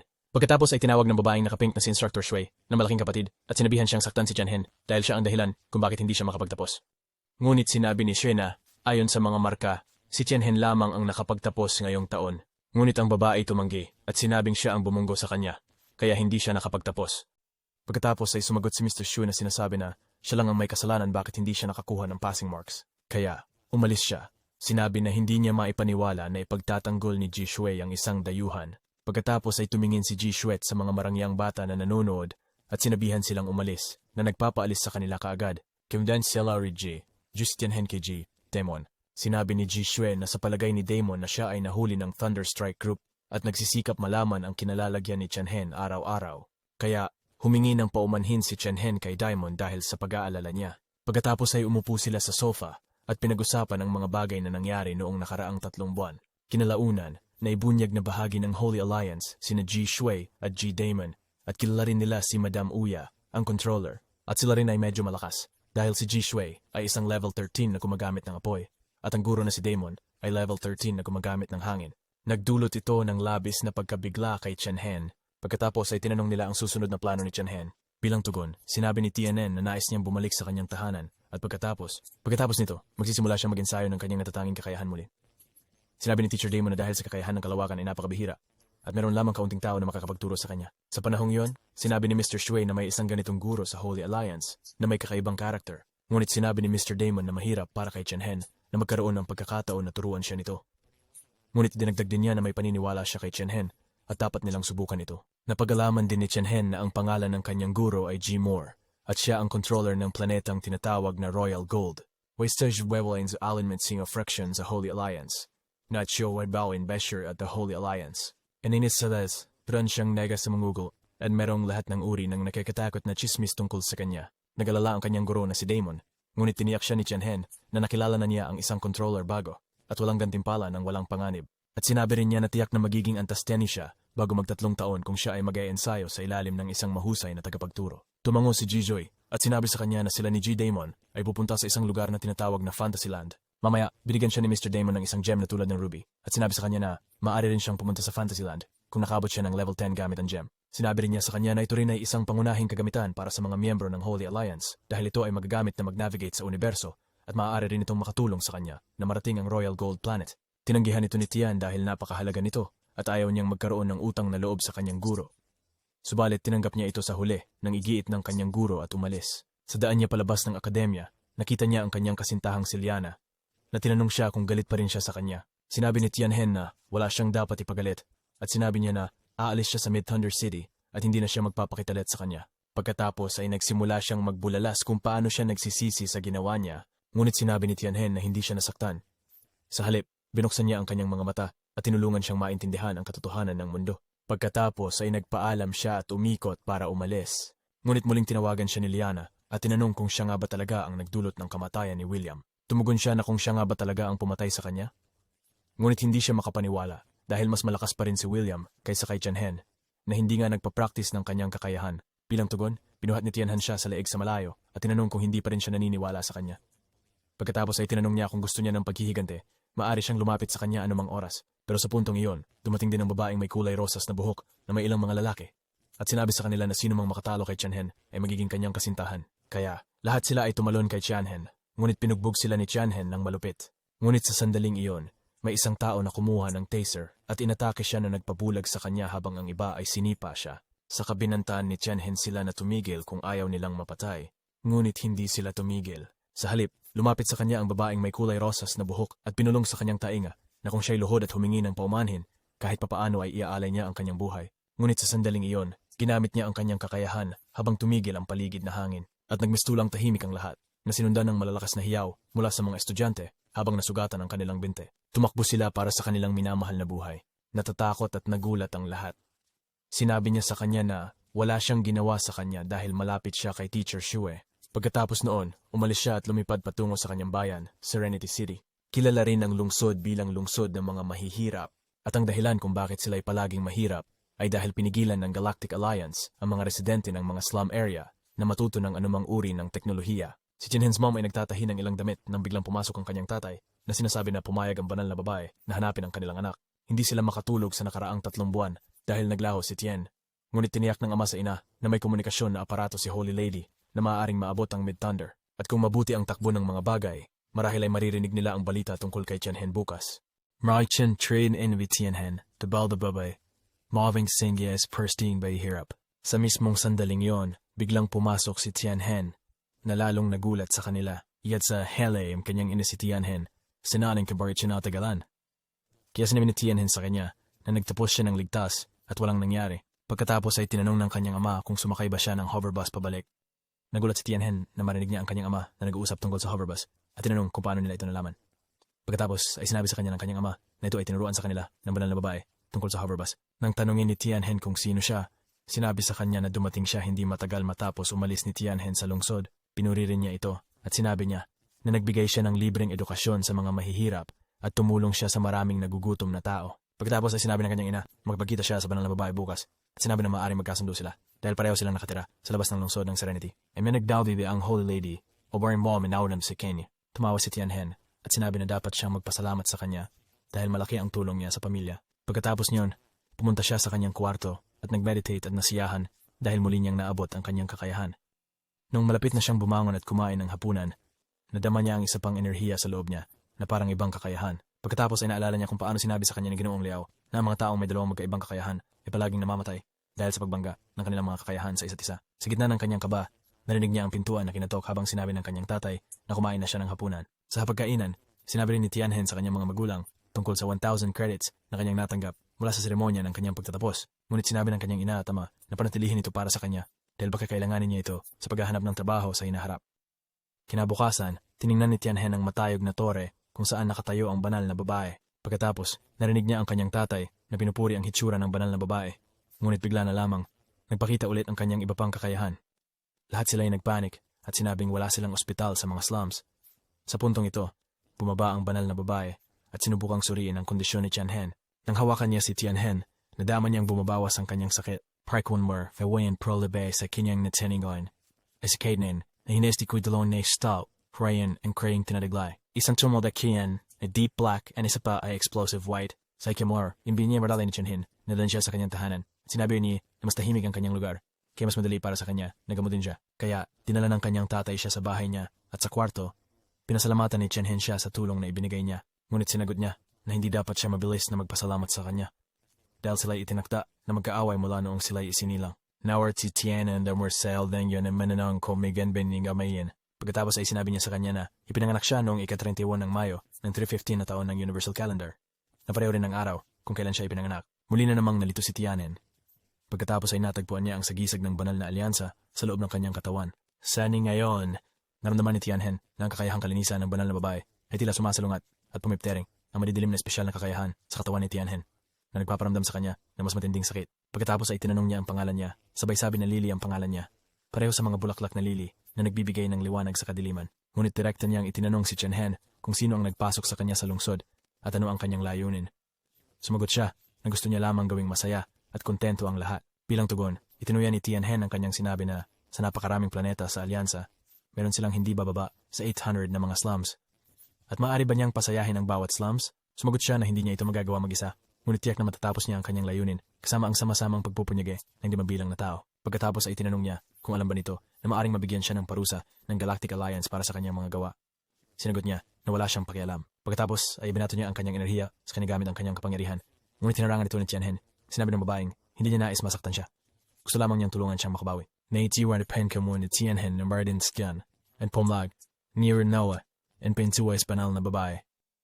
Tumingin siya sa walang malay na mukha ni Tianhen at naalala ang mga salita ng kanyang guro na nagsabi sa kanya kung makakita siya na mayroong kakayahang madilim. Karmitia kede ng dosyen sinza svengbaran telon doning tengniyo ay naisningig sa milyon-milyong tao. Pinalaan niya na nakita niya ang pinsala na maaaring idulot ng ganitong kapangyarihan. Kaya pinayo niya sa kanya na patayin ang ganitong uri ng tao habang maaga pa. And so karishiya ni Gorsik singka kriya niya. Kalingan niyang isbuang ituro maresing yun ng dampatungo sa liwanag sa pamamagitan ng kanyang kabutihan.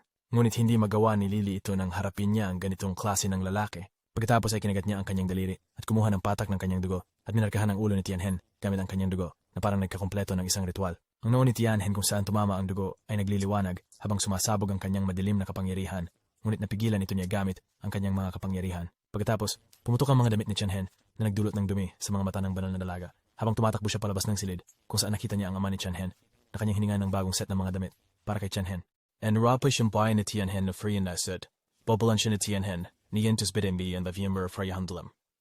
Gang si Tianhen. Like karawas ay tinong ni Tianhen, kaya bagit ang kanyang espesyal na kiriyahan ay ranaling nasa rin straw, kung ang kadang universal na kiyenta sa mas mataas. Sinabi niya na ito'y dahil siguro, meron siyang dalawang kakayahan. Pinuri rin niya siya, dahil siya ang unang tao sa kasaysayan na matagumpay na nagkontrol ng dalawang kakayahan ng sabay.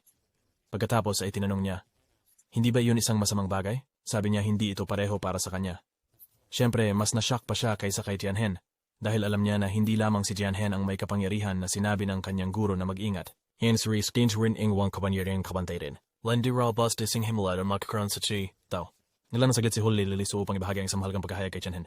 Mabait niyang sinabi sa kanya na karaniwan, ang magkaroon ng dalawang espesyal na kakayahan sa parehong pagkakataon ay maaaring makaapekto sa katawan ng isang tao. Sumang-ayon si Jian, exception. Itinuro ni Lady Lily na nagawa ni Tian na kontrolin ang kanyang dalawang kakayahan na nag-iwan sa kanya ng malaking pagbigla. Ipinaliwanag ni Lady Lily kay Tian na ang kanyang mga espesyal na kakayahan ay magiging 20% mas malakas kaysa sa iba na may katulad na rango. Pero Yisray, West na City Coders, Kenshin, either hard exopinis from eximidi kinesum upsas all.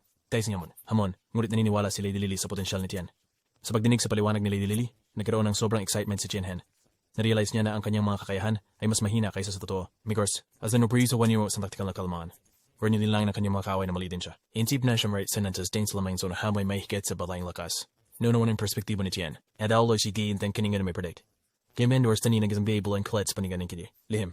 Pinagingat niya si Tian na maliban kung ito ay usapin ng buhay at kamatayan, dapat siya mapigil sa paggamit ng kanyang madilim na espesyal na mga kakayahan. Lagyan gisgas in his thoughts on your ass at karay kalagang kailangan. Pinalds at the Lady Lily draw way madilim na espesyal na Korean, igador din tangkalik ang buong Holy Alliance. Gusto niya na panatilihin ni Tian ang mga ito para maiwasan ang mga di kailangang komplikasyon. Sumang-ayon si Tian sa mga kondisyon ni Lady Lily na nauunawaan ang kahalagahan ng pagpapanatili ng lihim sa kanyang natatangi at malakas na mga kakayahan. Nang marinig ni Tianhen ang mga kondisyon ni Lady Lily, naramdaman niya ang presyon, mga butil ng pawis na bumubuo sa kanyang noo. Binabot niya ang kanyang pangunawa na binanggit siya ay nasa parusa pa bilang isang operatiba ng banal na alyansa at ayaw niyang sayangin ang oportunidad na ito. Nakakaintindi na ngayon ng mas mabuti kay Tianhen. Sa tingin ko oras na para umalis siya. Ibisig niya na iyon niya naging kaaway niya. Posible. Bilang tugon, nadama niya ang koneksyon at dahan-dahang hinawakan ang balikat ni Lady Lily. Sa isang sandali ng katapatan, hinangaan niya ito. Sa kanya, kinikilala ang kanyang kagandahan. Sinuklan ito ni Lady Lily sa pamamagitan ng paghawak sa kanyang kamay. Kinikilala ang pangangailangan na umalis. Iminungkahin ni Lady Lily na dapat na umalis si Jianhen, konsiderasyon na maaari mag-alala ang kanyang ama. Besyo magtswalay na kalofay. Sa pagtatagpo, hinalikan ni Lady Lily sa noo, nagpapahayag ng kanyang tunay na paghanga. Sinabi niya sa kanya na tunay niyang karapat-dapat ang titulo ng Holy Lady. Nangyari ito, dumating ang ama ni Jianhen. Puheres tiyong rilang masasont kay Lady Lily. And modest one fombod. Nakaraan at nagawa ni Jianhen ang isang nakakagulat na natuklasan tungkol sa kanyang kakayahang pangkalawakan. Ito ay parehong maaaring sumabog at magpakita ng telekinesis. Sa kabilang banda, ang kanyang natatanging kakayahan sa dilim ay nagtataglay lamang ng katangian ng katiwalian. Pagmumuni-muni sa kanyang mga bagong kakayahan, nagpa siya siyang umalis kinabukasan. Namring din sising daw, scour ng ganyang na yung galungkutan sa kanyang magang pagalis.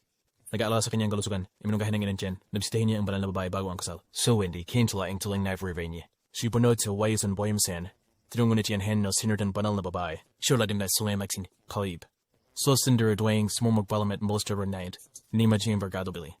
Marahil dahil sa epekto ng kanyang pagalis sa kanya, tinanggap niya siya ng may kagandahang loob. Nagkaroon ng usapan na binansin ng hindi nasasambit na pangunawa na si Jianhen ay malapit nang magsimula sa isang paglalakbay at hindi maiiwasan ni Lady Lily na maapektuhan nito. So, nabukas si Jianhen kay Lady Lily o ipinaliwanag niya na kailangan niyang umalis. Dahil ang pagsasanay sa labas ng nayon ang magbubukas ng daan para sa kanya upang makamit ang higit na Horates, Quetzal Darin Conivilla Corny. Subar sa hirap na balay ni Jianhen, sa mga yanso ang kanyang desisyon. Masisa sa kanyang kalagayan, tinanong ni Jianhen si Lady Lily kung mabuboring ba siya na manatili sa harap ng linyas ng walang aliw. Suwar sin naman naalal. Sipin niyo sin na niya na magiging maos siya. Subalit, nagbago ang tono niya sa seryosidad habang ipinapaalala niya kay Jianhen na may kanya-kanya silang pangarap na habulin. So ayat. Bayan dahil sa mga ekspresyon, may senior kilometer to bond. Hunod sa mga masyading mabahala si Sidzo. Ngunit sa halip ay mag-concentrate sa kanilang mga individual lamtin. Nagtataka tungkol sa desisyon ni Lady Lily. Tinanong siya kung bakit hindi siya sumasali sa Holy Alliance, lalo na't malakas ang kanyang base sa cultivation. Tumugon si Lady Lily ng tawa. Ipinaliwanag na natagpuan niya ang kasiyahan sa pagtulong kung saan siya naroon. Pinahayag niya ang kanyang paniniwala na magiging malakas si Jianhen tulad niya. Nang ihati ni Jianhen ang kanyang mga pamamaalam at magsimulang umalis, marahil ay nagdaramdam ng isang uri ng pagtutol. Sinubukan niya, pigilan siya. Parang naipit ang kanyang mga salita sa kanyang bibig at nanatili siyang tahimik, hindi makapagpahayag ng kanyang gustong sabihin. Bumalik si Jianhen sa Midthunder, ang central hub kung saan siya makakapunta sa planetang Demon na naunang nabanggit. Habang kaswal na uminom ng gatas doon, napansin ni Jianhen ang isang grupo ng mga lalaki na nagsusuot ng mga suit na inaapi ang isa pang tao, nagpapadyak at naglalagay. Inabuso siya. Kasama sa kanila ay isang matabang lalaki at lumabas na ang biktima ay umani nagnakaw ng SIM card mula sa matabang lalaki na nagudyok sa marahas na pagganti. Lumala ang sitwasyon ng hinayupak na may hawak na baseball bat ay tumakbo papasok sa kotse ng biktima. Walat, hiniyusin na sin simiganayo, cry yun sa tumong panahon ng oras. Jianhen, sumali, sinipa ang matabang lalaki at ipinadala siyang lumilipad. Determinado na lumaban sa mga bully, hinamon sila ni Jianhen. Nakita ang pakikialam ni Jianhen. Ang umano'y magnanakaw ay kumapit sa binti ni Jianhen na may luha sa mata na ipinaliwanag na ang mga lalaking ito ay sinusubukang magnakaw sa kanya. Binigyang diin niya na may pamilya siyang inaalagaan kasama na ang sanggol. Sa kanyang mga paa, hiniling ng matabang lalaki na malaman kung sino si Jianhen at kung paano siya nagkaroon ng lakas ng loob na makialam sa sitwasyon. Nagalit, inutusan ng kanyang mga tauhan na atikihin ng Jianhen. Ang kasuotan, mga lalaki na nasa ilalim ng utos ng Fat Boss. Mabilis na hinugot ang kanilang mga baril. Naging malinaw kay Tianhen na ilegal ang mga armas na ito. Sa banda, inutusan ng matabang lalaki ang kanyang mga tauhan na magbukas ang apoy. Ngunit sa sorpresa ng lahat, para bang may isang di nakikitang puwersa na nagpapanatili sa kanilang mga katawan sa lugar. Sa gitna ng kalituhan, bigla na lamang lumitaw si Tianhen sa likod ng mataba at sinaksak siya gamit ang kutsilyo niya. Sa gitna ng ito, isa sa mga lalaking naka-Amerikana ay binaril ang batang magnanakaw sa balikat. Tinanong ni Tianhen kung siya ay okay at tiniyak sa kanya ng nasugatang bata na siya ay maayos. Pinagigting ng galit sa bingit ng paggamit ng kanyang madilim na kapangyarihan, biglang naalala ang pangako ni Lady Lily. Sa halip, hinawakan niya ang nasugatang batang magnanakaw at mabilis na lumipad palabas ng lungsod. Iwan ang karagdagang konfrontasyon at panganib. Ngayon sa isang ligtas na lugar sa labas ng lungsod, ang pasasalamat. Ipinahayag ni Thief Boy ang kanyang pasasalamat kay Tianhen para sa pagligtas sa kanya. Tinanong ni Tianhen kung paano napunta kay Feng Yuan ang kanyang mga espesyal na kakayahang may hangin. Ngunit tila hindi alam ni Feng Yuan kung ano ang pinag-uusapan ni Tianhen. Tungkol dito, sa pagpapakilala niya bilang isang lokal na bayani at ulila, inilagay niya ang kanyang kamay sa balikat ni Feng Yuan at ipinahayag na sasamahan na siya ni Feng Yuan. Ito'y ikinagulat ni Feng Yuan at nagpawis siya, nagmakaawa kay Tianhen na palayain siya. Lumakad sila patungong pinto. Ang syudad. Sa mga kali ng syudad, napansin ni Feng Yuan ang ilang pulis. Nakakita ng oportunidad, tumakbo siya papunta sa mga pulis, patungo sa kanila, at sinabing si Tianhen ang nagtangka na magnakaw sa kanya. Ang mga pulis, na nagtataka, nagtanong tungkol sa kinaroroonan ni Tianhen. Inilabas ni Tianhen ang isang magandang kristal, marahil may hawak na lihim o kapangyarihan. Sa pagkakita nito, ang kristal, ang ugali ng parehong pulis, ay nagbago mula sa kabastusan patungo sa respeto. Respeto. Sila ni ko pamanhin. Humingi ng paumanhin, tinawag si Tianhen bilang isang marangal na manipulator. Saksihan nito, si Feng Yuan ay naging mas nagulat at nalito. Kumukontrol sa sitwasyon, itinuro ni Tianhen kay Feng Yuan, nagpapahiwatig na may negosyo siya sa kanya. Kinilala at humingi muli ng paumanhin ang mga pulis. Sumasang-ayon na gawin ito. Ang kanilang tungkulin. Sinusubukang purihin si Feng Yuan para sa pagpunta sa pulis. Sinabi ni Tianhen na matalinong hakbang ito. Sumigaw si Feng Yuan na gusto niyang maging mag-isa at malaya. Tinatanong kung bakit siya isinasali ni Tianhen sa lahat ng ito. Tugon dito, tiniyak ni Tianhen kay Feng Yuan na hindi niya ito pipilitin na maging isang alagad, ngunit nagpahayag na hangarin para sa pagkakaibigan. Inalantad ni Tianhen ang kanyang mga espesyal na abilidad at iminungkahi na magkasamang tuklasin nila ang mundo. Magkasama, ang alok ay nanatili sa hangin, nagbibigay ng isang bagong landas para kay Feng Yuan na isaalang-alang. Pinuri ni Tianhen si Feng Yuan sa kanyang hindi pangkaraniwang katatagan. Nagpahiwatig sa meron siyang kalayaan na manatili o umalis. At si Tian ay, pilitin siya, pumili na umalis.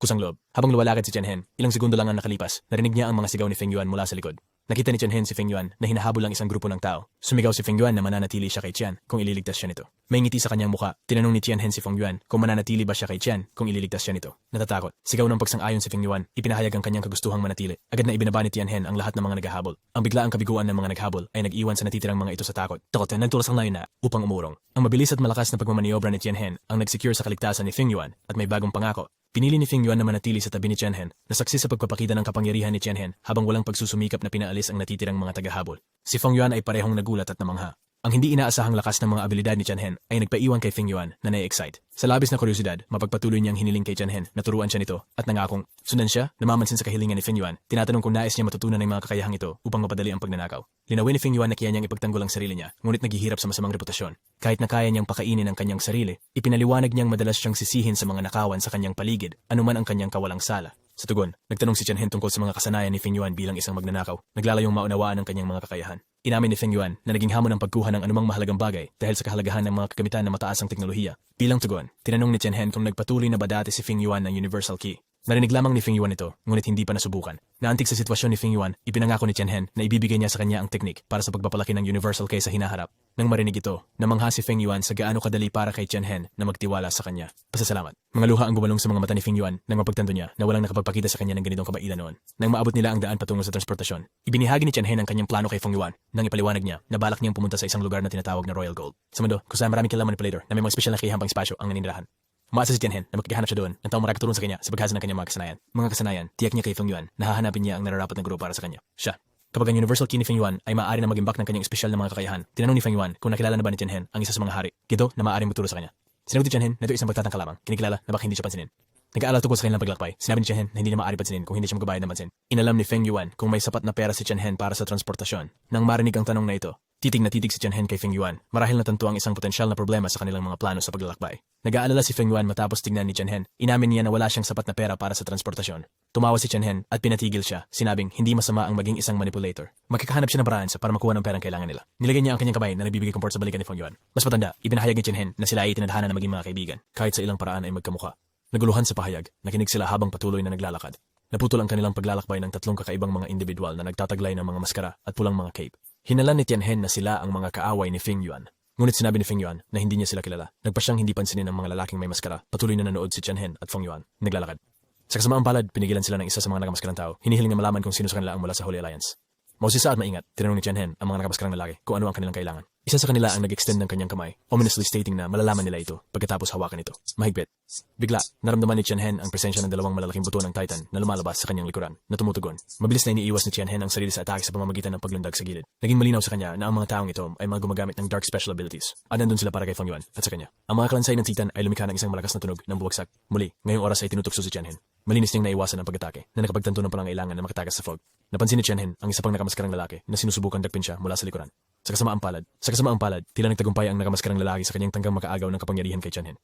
Nagpatuloy ang sitwasyon na kumalat habang nagpapatuloy ang pakikibaga sa loob ng fog kasama si Feng Yuan sa kanyang mga tuhod. Isa sa mga lalaking nakamaskara ay nagturo sa kanya. Hinahanap ang direksyon mula sa boss masked man na hawak si Tianhen. Nagpa siya ang boss na dapat nilang patayin si Feng Yuan. Pinadala siya sa isang kalituan habang nagmamakaawa para sa kanyang buhay. Sumigaw si Tianhen na hindi si Feng Yuan mula sa Holy Alliance. Pinakikiusapan silang palayain siya at nangakong sasama sa kanila bilang tugon ng nakamaskarang lalaki na tinatawag na utusan ng tatlo ang ibang lalaki na may maskara upang pigilan si Tianhen at Feng Yuan. Plano nilang dalhin sila pabalik at maghintay sa mga utos ng Marquis. Gamit ang madilim na uri ng mga pampilig, hindi alam ng mga lalaking may maskara na wala silang nagagawang epekto kay Tianhen laban sa kanya.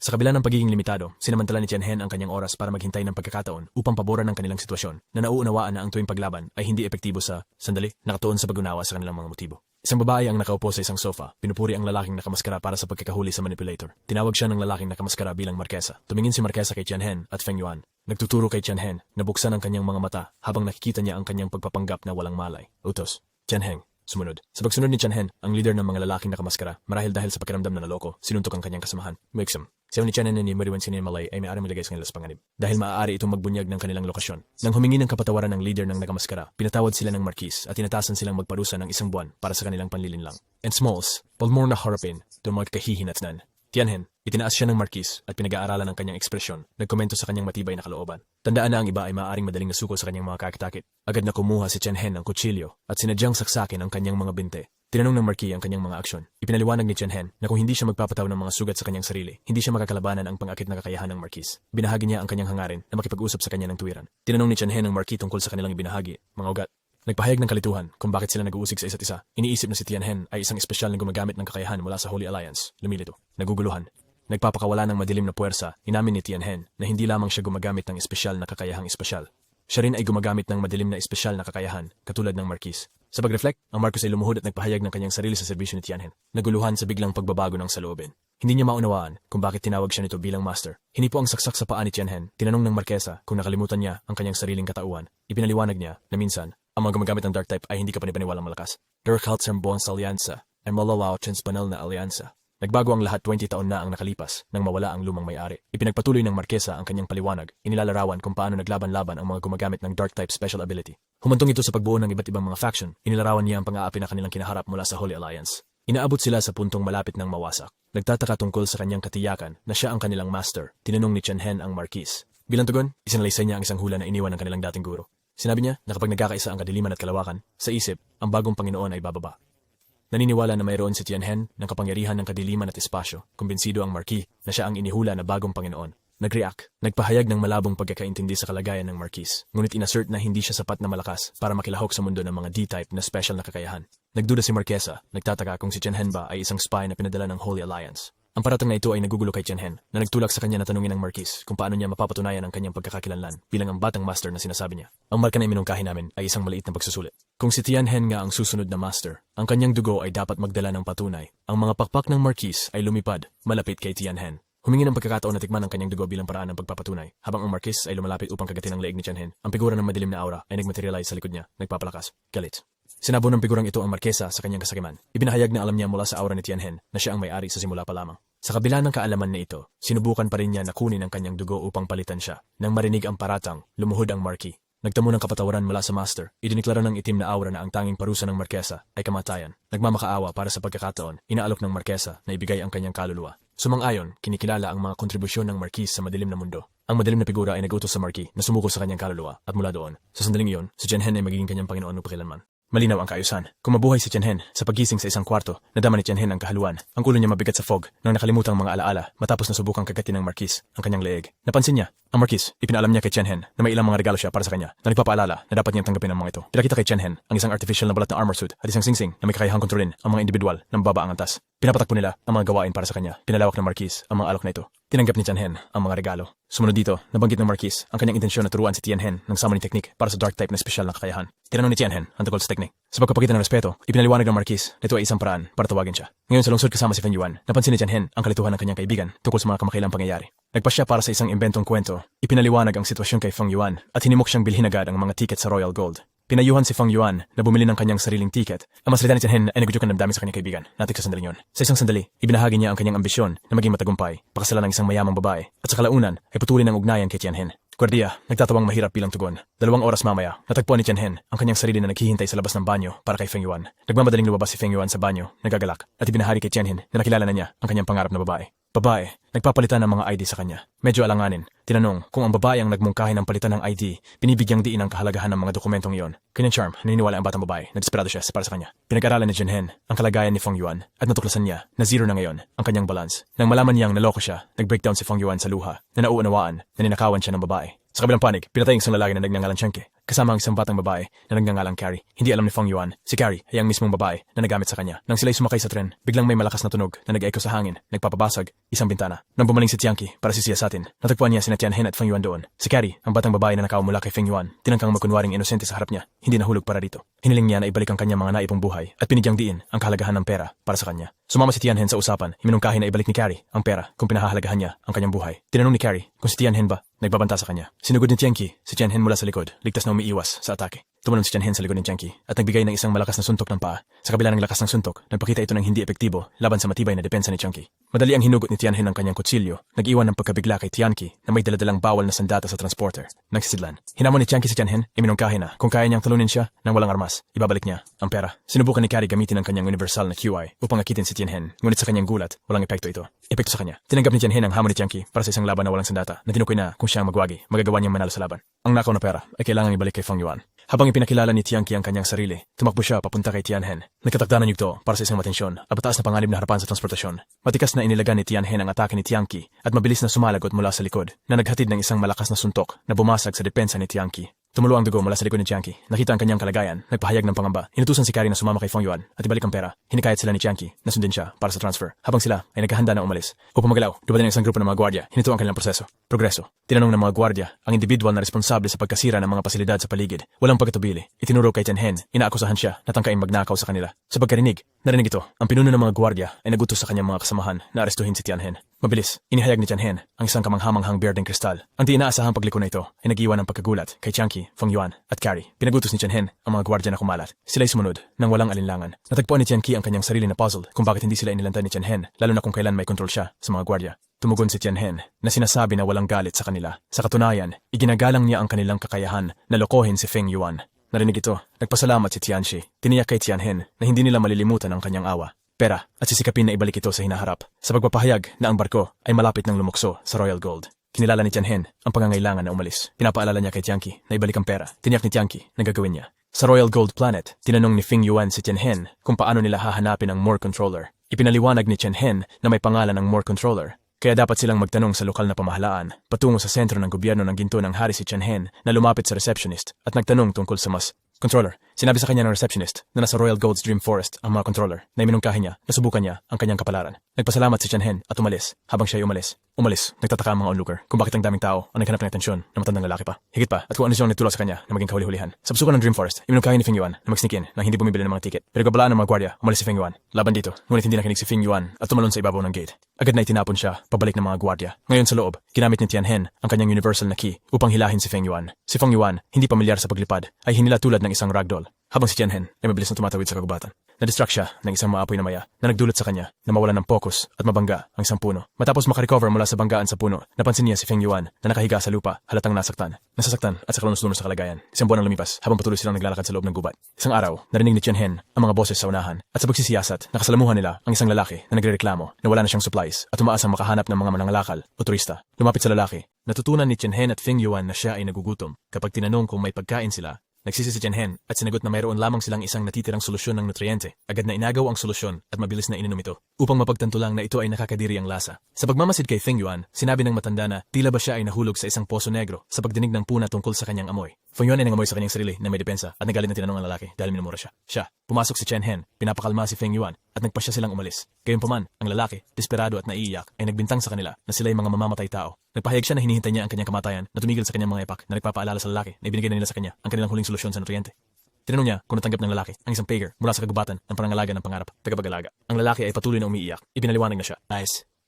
Kayang bayaran. Medyo lumambot ang puso ni Chen Hen na nagbunsod sa kanya na gamitin ang kanyang radiotelepono upang makipag-ugnayan sa tagapag-alaga ng Forest of Dream at humiling ng tulong para sa nagugutom na matandang lalaki. Nang marinig na maaari silang makarating sa itinaktang lugar, nagpasya silang tumungo sa pinakamalapit na dipo ng supply na nagkataon na mga 1 kilometro ang layo habang patuloy na tinutulungan ni Chen Hen ang lalaki. Inihayag ni Feng Yuan ang kanyang intensyon na umalis. Sinasabi na siya. Papunta na siya. Nagtanong si Chen Hen tungkol sa kakayahang gumalaw ng matanda. Sa kung saan siya, kumpirmado. Naglakad si Chen Hen at tiniyak sa lalaki na dadalhin niya ito. Nabanggit ni Chen Hen na alam niya kung paano lumipad. Nangangako ng mabilis na paglalakbay patungo sa depo ng supply. Kasama ng matandang lalaki na ligtas sa mga braso ni Chen Hen, sila lumipad sa langit.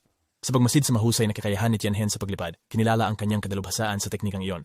Sa wakas ay dumating sila sa depo ng supply ng Forest of Dreams. Pagkatapos marating ang depo, sila ay mainit na tinanggap at tinalok ng masarap na pagkain. Ang pagkain, parehong si Feng Yuan at ang matandang lalaki ay masiglang nagkumpetensya para dito. Sa kabila ng unang engkwentro, sila lahat ay nakakain sa kanilang kasiyahan at nagustuhan ng pagkain. Ang pagkain, ang biruan sa pagitan ng matandang lalaki at Feng Yuan ay nagpatuloy. Pagkatapos ng kanilang pagkain, dumating ang isang patrol na sasakyan at lumabas ang isang patrol na opisyal. Nagtatanong kung kailangan ng tulong ng grupong Chen Hen. Sanya, sa mga special highland sunda na, sa Nichiwa, so explain madinamay, dinamena, flanimena, dinamena. Wala sa kahit saan ang matandang lalaki. Biglang lumitaw mula sa gubat. Ang matandang lalaki ay nagtransform, nagpapakita ng lakas at kumpiyansa. Sa kanyang pagdating, time-tim na tinawag siya ng opisyal na nagpapatrolya bilang master. Sa gulat ng lahat, ang matandang lalaki ay si Master Moore mula sa Royal Gold Holy Alliance. Nagulat si Feng Yuan habang si Chen Hen ay tunay na bagamat nag-aalala si Feng Yuan sa unang pagkakataon tungkol sa posibleng paghihiganti para sa kanyang naunang kabastusan, nagpasya siyang igalang si Master Mo sa pamamagitan ng pag-aalay ng kanyang mga paumanin. Gayunpaman, si Master Mo na hindi nagpapatinag, nasiyahan siya kay Feng Yuan. Nadeduce na niya ang pagkakakilanlan ni Feng Yuan at natuklasan niya na isang espiya ito, Angeles. Taong ito. Saka nagkaroon ng pagkakataon si Chen Hen na ipakilala ang kanyang sarili kay Master Moore na sumagot sa pamamagitan ng pagkilala na alam na niya ang pagkakakilanlan ni Chen Hen. Nagtanong si Master Moore tungkol sa kung paano nalaman ni Chen Hen ang espesyal na kakayahan ni Lord Mo. Ipinaliwanag ni Chen Hen na hindi nila alam ang mga kakayahan ni Master Moore sa simula. Nais lamang nila na maging mentor nila siya. Sumagot si Master Moore. Sinasabi na hindi siya madaling tumanggap ng mga alagad, lalo na't hindi lumalabas na ka-affiliate ni Feng Yuan ang Holy Alliance. Alyansa. Handa siyang bigyan sila ng pagkakataon. Salamat sa pagkain na binigay nila. Si Feng Yuan at Chen Hen ay nakaramdam ng kombinasyon ng kaligayahan at ginhawa sa pagkarinig ng balita. Sinabi ni Master Moore sa kanila na kailangan nilang pumasa sa isang pagsusulit, binibigyang diin na hindi pa siya nagkaroon ng mga alagad na nasa ibaba ng antas 50. Inutusan niya sila na pumasok sa sasakyan habang kinikilala ang mga hamon sa hinaharap, pinag-iisipan ang hirap ng gawain. Sa kabila ng inaasahang mga hamon, nagpasya siya na ituloy at maging mas malakas. Isa pang opisyal ng Forest of Dreams Patrol, lumabas mula sa sasakyan at patiin si Controller Moore. Lahat sila ay sumakay sa barko. Iniwan sina Chen Hen at Feng Yuan na nagtataka kung paano mawawala si Master Moore sa kanyang sariling kagubatan. Tumatawa. Inahayag na sinusundan niya sila ng palihim sa kagubatan at mas napakihusay siya sa kanyang kasalukuyang kalagayan. Paglalakbay. Mas lalo pang nagpalitan ng matalik na biruan si Master at si Sia. Minsan-minsan, nagpapaligaw na nagiwan ng kaunting kaguluhan kay Feng Yuan. Bigla ang nabukas ang isang kalasag at mahigpit na pinagbabalaan ng dalawang gwardiya ang kontroladong sasakyan na bumalik o harapin ang mga kahihinatnan. Itinuturing itong hindi maiiwasan. Barko ng kaaway. Tumaas ang tensyon habang sila'y lumalaban, ngunit naglinaw ang sitwasyon na nagpapahiwatig na gawa ito ni Controller Moore. Inilagak ng barko si Master Moore at ang iba pa. Kasama ang pag-alis ni siya sa loob nito, naging emosyonal si Controller Moore. Ipinahayag ang malalim na damdamin para sa kanya. Naghugas ng kamay si siya na nakakita sa pag-uugali ni Master Moore na hindi mapagtiis at kakaiba. Kahit tinuturing siyang manyak.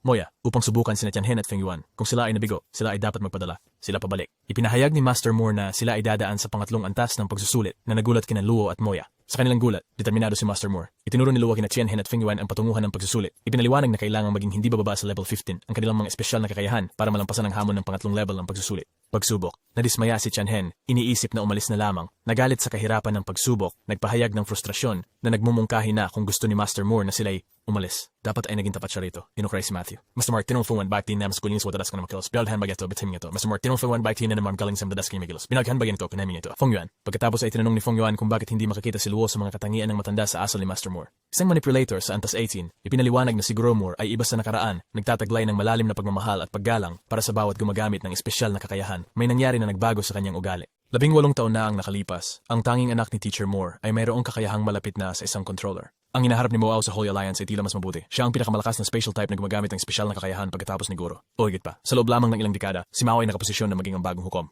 Nagpapasiklab ng lubos na kagalakan sa kanyang ama. Nagbago ang buhay ni Moao nang siya ay may in love sa isang babae na mayroong dark type special ability. Naging sanhi ito ng mga palaging pagtatalo sa pagitan ng ama at anak, habang patuloy na nagpupumilit si Moao na pakasalan ng babae na kanyang minamahal. Kahit na sa sakit na dulot nito, walang magawa si Moore kundi tanggapin ng tahimik ang desisyon ng kanyang anak. Isang taon pagkatapos, si Moao at ang kanyang asawa na kamakailan lamang ay nanganak, si Moore ay lubos na wasak sa kalungkutan. Ang pagkamatay ng kanyang anak ay nagpalalim ng galit sa mga gumagamit ng dark type special ability. Ang malalim na kalungkutan na ito ay nagdulot ng malaking pagbabago sa kanyang ugali na nagpapakita sa kanya na gumanti at mag-engage sa malawakang mga pagpatay. Sa pagkarinig ito, nagpa siya siyang patayin ng kanyang sarili. Dito, natanto ni Tianhen ang dahilan kung bakit walang gumagamit ng dark type special ability sa Royal Gold Planet. Naging mausisa siya sa kapalaran ng sanggol na isinilang ng asawa ni Moao kaya nagtanong siya. Sinagot ni Luo na hindi nila alam. Marahil sila ay pinatay ng iba pang mga gumagamit ng dark type special ability. Nagpapahayag ng pangunawa sa sitwasyon ni Master Moore. Umaasa si Luo na hindi magtatanim ng sama ng loob sina Tianan at Feng Yuan kay Goromo. Ngayon na alam nila ang masakit na kasaysayan, kinilala ni Tianhen na nauunawaan na niya ang mahirap na nakaraan ni Master Moore, nagpapahayag ng pasasalamat kay Luo at sa iba pa para sa pagbabahagi ng kwento. Realize rin ni Wen ang kanyang naunang misjudgment kay Master Moore's character at kinilala ang mga pagsubok na kanyang hinarap.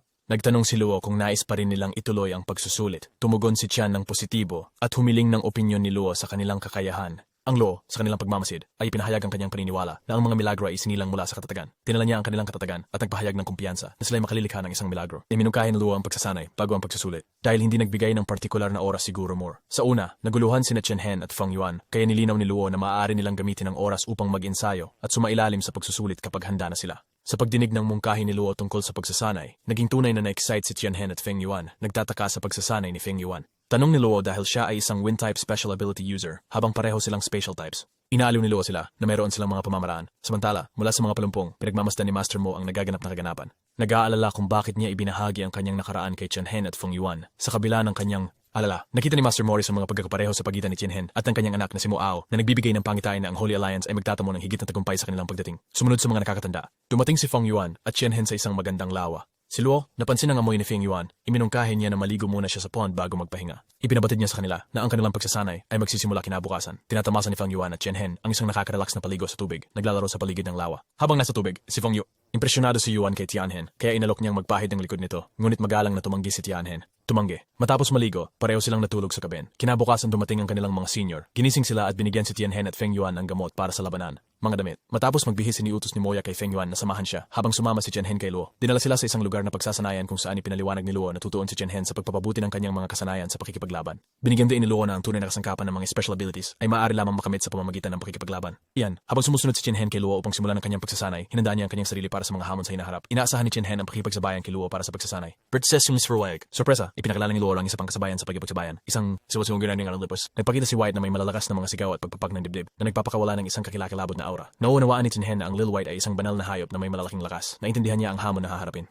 Nagpaalam, pinag-ingat si Tianhen na halos kasing husay ni Lil White. Nagplano si Tianhen na natanto na kaya niyang makipagsabayan kay Lil White sa pamamagitan ng kanyang kakayahang umangat sa hangin na nagbibigay sa kanya ng kalamangan. Petay. Habang pinagninlayan ni Tianhen ang kanyang mga hakbang, mabilis na lumapit si Lil White na sinubukang wasakin siya. Sa kanyang huling sandali, nagpakita ng ngiti si Lil White. Sa kanyang mga paa, inilagan ni Tianhen ang pag-atake at tumugon sa isang maayos na suntok. Ipinapakita ang kanyang kagalingan at mabilis na pag-iisip sa harap ng lakas ni Lil White sa paghahatid ng counterpunch. Tatagpuan ni Tianhen ang kanyang sarili na tinapon sa mga puno dahil sa malaking presyon sa kanyang katawan. Napakalaking likod na kinikilala ang malakas na depensa ni Lil White. Kaya, naintindihan niya na gaano man siya umatake. Maaring iwasan siya ni Lil White na naglalagay kay Tianhen sa isang hindi magandang posisyon. Habang muling sumusugod si Lil White sa kanya, naghanda si Tianhen para sa pagbagsak. Nagbanggaan ang kanilang mga kamao sa isang malakas na salpukan at sa pagkakataong ito, inilabas ni Tianhen ang spatial rapture na nagdulot ng pinsala sa braso ni Lil White. Pag-uusap tungkol dito, namangha sa nagawa ni Tianhen. Galit na galit, sumigaw si Lil White ng galit at kumanti ng isang palo. Nauunawaan niyang hindi niya maiiwasan ang nalalapit na pag-atake, kaya naghanda siya para sa epekto. Habang hinarap ni Tianhen ang matinding konfrontasyon kay Lil White, kasalukuyang nagsasanay ng maigi si Feng Yuan.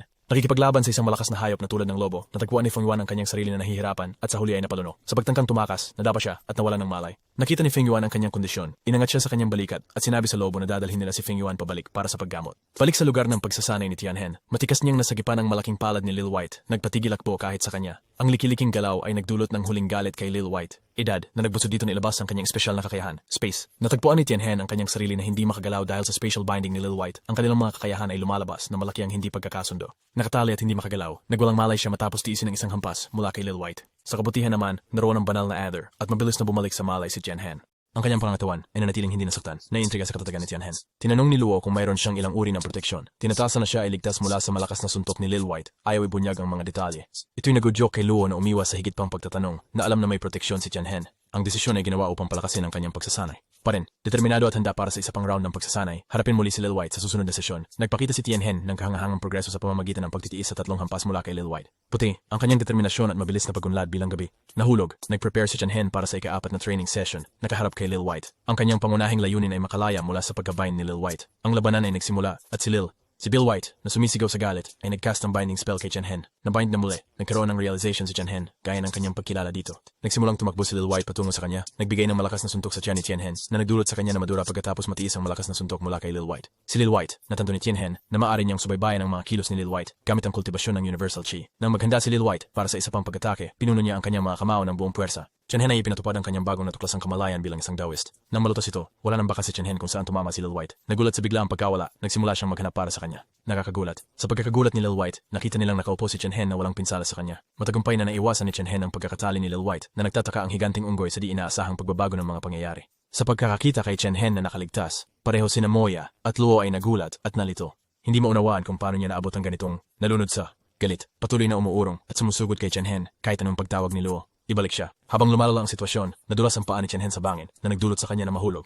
Pader. Nadama ang posibilidad ng pagkawala ng kamalayan, parehong seniors acted mabilis. Hinahawakan si Tianhen sa mid-air. Napagtanto ang sitwasyon na nagamit ni Tianhen ang teleportation, isang komplikadong spatial type na kakayahan. Ang revelasyong ito ay nag-iwan kay Luo na nagtataka kung paano niya naabot ang ganitong kaalaman sa maikling panahon. Luo ay excited na inaasahan ang pag-witness sa progreso ni Tianhen at kung gaano niya maaring mapahusay ang kanyang mga kakayahan. Naharap si Feng Yuan sa mas mahirap na mga araw na walang proteksyon ng artipisyal na balat, nagtatapos ng bawat araw na may maraming labanan na peklat. Sinuri niya ang pagbibigay hanggang sa kanyang maunawaan ang komplikado ng windshield. Natuklasan ang bagong pagganyak na magpatuloy.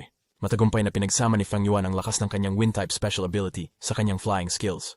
Nakakamit ng bagong bilis na kahit si Tianhen ay nahihirapang pantayan. May malalim na pangunawa sa windshield at windblade. Si Feng Yuan ay maaaring lumaban sa mahabang laban sa Windwolf, nagpapakita ng kanyang pinabuting kasanayan at determinasyon. Isang taon na ang nakalipas. At parehong tunay na natuwa sina Tianhen at Feng Yuan sa mga nakuhang pakinabang at kasanayan sa kanilang mahigpit na pagsasanay. Halos hindi makapaniwala sa transformasyon, hiniling ni Tianhen na kutusan siya. Ang mahigpit na kurot ay nagpatibay kay Feng Yuan na ito nga ay tunay na katotohanan. Si Tianhen ay nagpahayag ng kanyang kaligayahan tungkol sa kanilang bagong natuklasang lakas. Kinikilala ang malaking kontribusyon ng kanilang dalawang nakatatanda. Napagkasunduan, ipinapakita ang kanyang kahangahangang pagunlad mula andas 2 hanggang Reims sa loob lamang ng isang taon. Itinuturing ito sa kanyang inaakalang genius. Sumali si Moya at Luo sa pag-uusap na may pagkakataon na tinutukso ni Moya si Feng Yuan tungkol sa madaming beses na nabasag ang kanyang mga tadyang sa panahon ng pagsasanay. Sa pagsasanay, natutuwa sa pagkakakita sa kanilang mga nauna, nagbiro kung nandun sila para magbigay ng isa pang sesyon ng pagsasanay. Sumagot, sinasabing hindi na ito kailangan dahil natatakot na ngayon sina Lil White at Windwolf, kay Tianhen at Feng Yuan. Mananalo, kinikilala ang kanilang formidable na mga kakayahan. Pinahalagahan ang papuri. Pinanggit na ang mga hayop ay napakalakas na kailangan nilang gawin ang kanilang pinakamahusay na pagsisikap upang harapin sila. Naging mausisa tungkol sa kanilang progreso. Tinanong ni Tianhen kung natapos na ba ang kanilang panahon ng pagsasanay at kung maaari na silang subukan ang pagsusulit ni Controller Moore.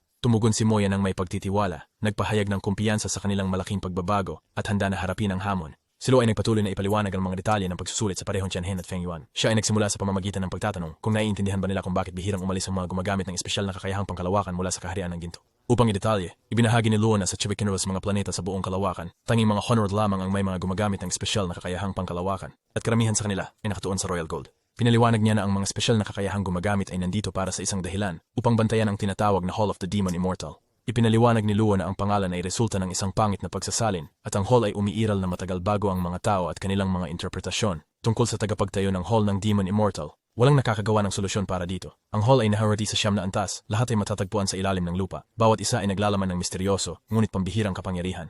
Minsan nabanggit ng dakilang matanda na sa loob ng Demon Immortal Hall ay may kapangyarihan na magbigay ng kaligtasan sa kamatayan kahit sino. Sa kabila ng pinagsamang lakas ng 5 hukom, hindi nila malutas ang misteryo. Ang kanilang progreso ay umabot sa 7 antas. Subalit hindi sila nakapagtagumpay na makarating sa ika-OM. Walang nakapagsusumikap na malagpasan ang mga hamon ng ika-ONIN kahit na sa pinagsamang lakas ng ilang mga hukom. Katumbas ng isang immortal na armada, natagpuan nila ang kanilang sarili na walang kapangyarihan laban sa hawl ng demonyong immortal. Mortal, upang bawiin sa bulwagan, kailangan mong wasakin ang buong planeta at sa gitna nito ay may isang bituing duwende kung saan walang buhay na maaaring umiral. Nakakagulat, walang sandata sa arsenal ng Galactic Alliance na maaaring makasakit sa Royal Gold sa kabila ng simpleng kani-kilometrong dwarf star sa core nito. Ang royal na ginto ay nanatiling nababalot na misteryo. Sinabi ni Luo na sa loob ng Hall of the Demon Immortals, mayroong maraming kakaibang sulat na hindi nila lubos na nauunawaan. Nakapag-translate sila ng maliliit na bahagi nito sa paglipas ng panahon. Sa bawat antas ng bulwagan, may malaking estatwa na nakatayo, na nagtatago sa isang lihim na pasukan patungo sa susunod na palapag. Hanggat may lakas ang mga tao, dapat silang magpatuloy sa pinakamalalim na antas. Bawat antas ng bulwagan ay nagbibigay ng mas mahirap na pagsubok kaysa sa huling. Dati, ang kahilingan ni Guru Moore kay Qianhen at Feng Yuan ay malampasan ang unang 3 antas. Tiniyak ni Luo kay Qianhen at Feng Yuan na huwag mag-alala. Ipinaliwanag na ang pangigipit sa bulwagan ay hindi nakamamatay na pinsala sa mga mananakop. Isang misteryosong enerhiya ang ligtas na magpapadala sa kanila pabalik kung itinuturing ng bulwagan ang kanilang lakas na hindi sapat para sa pagsusuli. Narinig ang katiyakan mula kay Luo. Naramdaman ni Qianhen at Feng Yuan ang kaginhawaan at determinasyon na magtagumpay sa mga darating na pagsusuli. Nahangaan sa kanilang enerhiya, iminungkahi ng mga senior na magpahinga sila para sa araw dahil sisimula na ang mga pagsusulit kinabukasan. Nagpumilit si Qianhen na magsimula agad. Bilang tugon, si Luo, na may mapangakit ng ngiti, ay sumangayon na tugunan ng kanilang mga kahilingan sa pamamagitan ng pagsubok sa mga resulta ng kanilang pagsasanay. Sa kanilang pagkabigla, tinawag ni Luo ang isang formidable na nilalang, ang dragon ng hangin. Ang halimaw ay malakas na umuungol, nagpapalabas ng nakakatakot na presensya. Pareho sina Feng Yuan at Qianhen na nagulat at nabahala sa pagkakakita sa malakas na nilalang na ito. Nilalang. Pinagutos ni Luo na dumiretso sila papuntang lupa at maging maingat dahil buo na ang hangin na lobo. Tumigil ang hangin na lobo. Nakatayo doon, nagpapakawala ng galit at puot, handang maglunsad ng pag-atake. Nakita ito, si Feng Yuan ay nagposisyon sa harap ni Qianhen, hinikayat siyang maghanap ng takip sa likod ng kanyang windshield na protektibo. Ang hangin ng lobo ay bumitaw ng malakas na atake na nagpapabuo ng isang crack sa windshield. Sa ganitong, nagsimula si Qianhen na mag-channel ng kanyang Azure Feather Mixed Elemental Strike. Habang sumusugod ang lobo patungo kay Qianhen, aktibo niya ang Elemental Strike, nagpapalamig sa lobo sa lugar. Ngayon, nagamit ng Frozen ang isang spell ng teleportation para lumapit kay Feng Yuan at sinubukang umatake sa kanya. Sa pagkakita sa atake ng Windwolf, mahusay na umiwas at sinagot ng Windblade Tempest Slash. Ginamit ng hangin lobo ang spatial distortion upang neutralisahin ang hangin blade ni Feng Yuan. Iniwan siyang kahanga-hanga sa mga kakayahan ng lobo. Pagkatapos ay nag-concentrate si Feng Yuan ng enerhiya sa kanyang kanang kamay. Iminumungkahi na ito na ang oras na gamitin ang hakbang na napag-usapan nila noon. Sumang-ayon, sabay na kumukuha ng kanyang elemento, sila ay nagpalaya ng isang pinagsamang atake, lumikha ng Windblade Tempest Slash at Spatial Rupture. Sa pagkarinig nito, si Luo ay nagbigay tiyak. Tiniyak sila, sinabi na walang alinlangan na binigay ng Windwolf ang lahat sa pagtatagpo at sila ay nagpakita ng magandang performance. Pagkatapos ay iminungkahi ni Qianhen na kailangan agad ng medikal na atensyon si Feng Yuan at binibigyang diin ang kahalagahan ng pagpapagamot sa kanya. Mga araw pagkatapos, natagpuan sina Qianhen at Feng Yuan sa isang bahay, nagbabahagi ng isang pagkain, prutas. Habang si Feng Yuan ay nakatuon sa pagkain, tinanong siya kung bakit niya isinugal ang kanyang buhay upang iligtas siya noong mga sesyon ng pagsasanay. Kinilala ni Qianhen na halos nawalan ng buhay si Feng Yuan dahil sa mga gawa ni Qianhen. Si Feng Yuan, sa pagkarinig ng, "Dito, manatiling tahimik sa isang sandali," malalim na iniisip.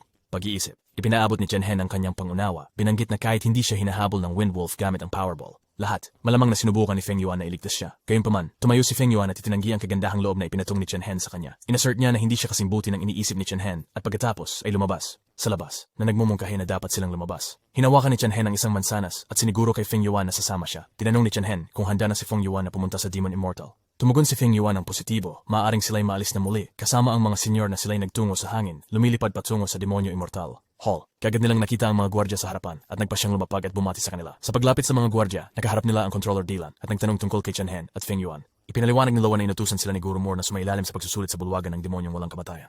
Walang kamatayan. Nagpakilala si Guru Dylan kay Qianhen at Feng Wen bilang isang controller ng kalawakan sa Antas 39. Nagpakilala rin sina Qianhen at Feng Wen. Binanggit na sila ay nasa Antas 6. Medyo nagulat si Dylan. Nagtaka kung bakit ang mga manipulator sa antas na yun ang nagnanais na pumasok sa Hall of the Demon Immortal. Mortal. Naglakad pasulong si Luo, ipinaliwanag na ito ang mga utos ni Guru Moore. At habang hindi niya maintindihan kung bakit pinagkakatiwalaan ni Moore sila, iminungkahin niya na bigyan sila ng pagkakataon. Habang sila'y nag-uusap, biglang lumitaw ang malakas na freezing aura. Nagpapahiwatig ng pagdating ng isang babae na may malubhang tono. Pinalaan niya si Dylan na huwag nang magsalita ng masama tungkol kay Guru Moore. Sa pagkakita sa kanya, naging kaunti ka ba si Dylan at tinawag siya sa pangalan na Rongrong. Hinimok niya ito na huwag maging seryoso at sinubukang ipagtanggol ang kanyang sarili. Ngunit nanatiling matatag si Rongrong at nagsimulang mag-channel ng isang pag-atake. Bilang tugon, si Dylan, nagsimula rin mag-channel ng kanyang sariling atake. Ang dalawa sa kanila kaya unleashed ang kanilang mga atake sa bawat isa, nagresulta sa isang malaking pagsabog. Nabigla ang mga nakatatanda sa biglang kaguluhan at hindi maintindihan kung bakit sila nag-aaway. Habang tumitigil ang alikabok, nanatiling seryoso si Rongrong at muling pinaalala ang kanyang babala ngayon. Si Dylan, na nagpapalakas hindi magsalita ng masama tungkol sa mga guro.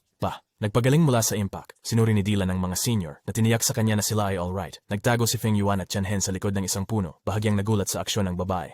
Hinuhulaan na maaari rin siyang maging isang controller. Sa pagmamasid sa sitwasyong pataas, itinaas ni Dylan ang kanyang kamay. Tinaas niya ang kanyang kamay, kinikilala ang kanyang pagkakamali. Dinagab ni Rongrong ang kanyang paghingi ng tawad. Pinapakita kung gaano niya kinamumuhian ng mga tao nagsasalita ng masama tungkol kay Guru Miao. Higit pa, sa paghupa ng tensyon, iminungkahi ni Qianhen na dapat silang umalis na ngayon. Bumati sina Qianhen at Feng Yuan kay Controller Rongrong. Ibinahagi ni Dylan na may 3 controller ng kalawakan sa Royal Gold. Si Rongrong at siya mismo. Ipakilala niya sila kay Rongrong. Tinukoy na siya ay isang level 42 special controller. Ipinaliwanag ni Dylan na ang kanilang responsibilidad ay bantayan ang hall ng Demon Immortal. Pagdating sa hall ng Demon Immortal, ng mga sina Tianhen at Feng Yuan sa kahangahangang interior nito. Biglaang naramdaman ni Tianhen ang malakas na presensya ng dragon, parang may tumatawag sa kanya. Isang matinding puwersa ng magnetiko ang umatake sa puso ni Tianhen. Ang hall ay may malalim na epekto sa kanya. Pagkatapos ay ginabayan ng mga senior sina Tianhen at Feng Yuan sa entrance ng hall, pinaliwanag na sila ay papasok mag-isa.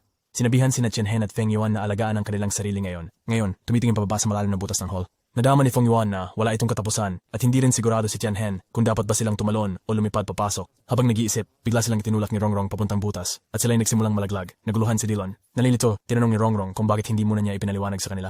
Tumugon si Rongrong na walang saysay ang pagpapaliwanag kung sa huli mabibigo rin lang sila. Dumating si Goromor at pinuri ang lahat. Kinilala ang kanilang mahusay na pagsisikap. Si Goromor ay naakit sa pag-obserba kung paano magwawakas si Feng Yuan at Tianhen sa bulwagan na yon.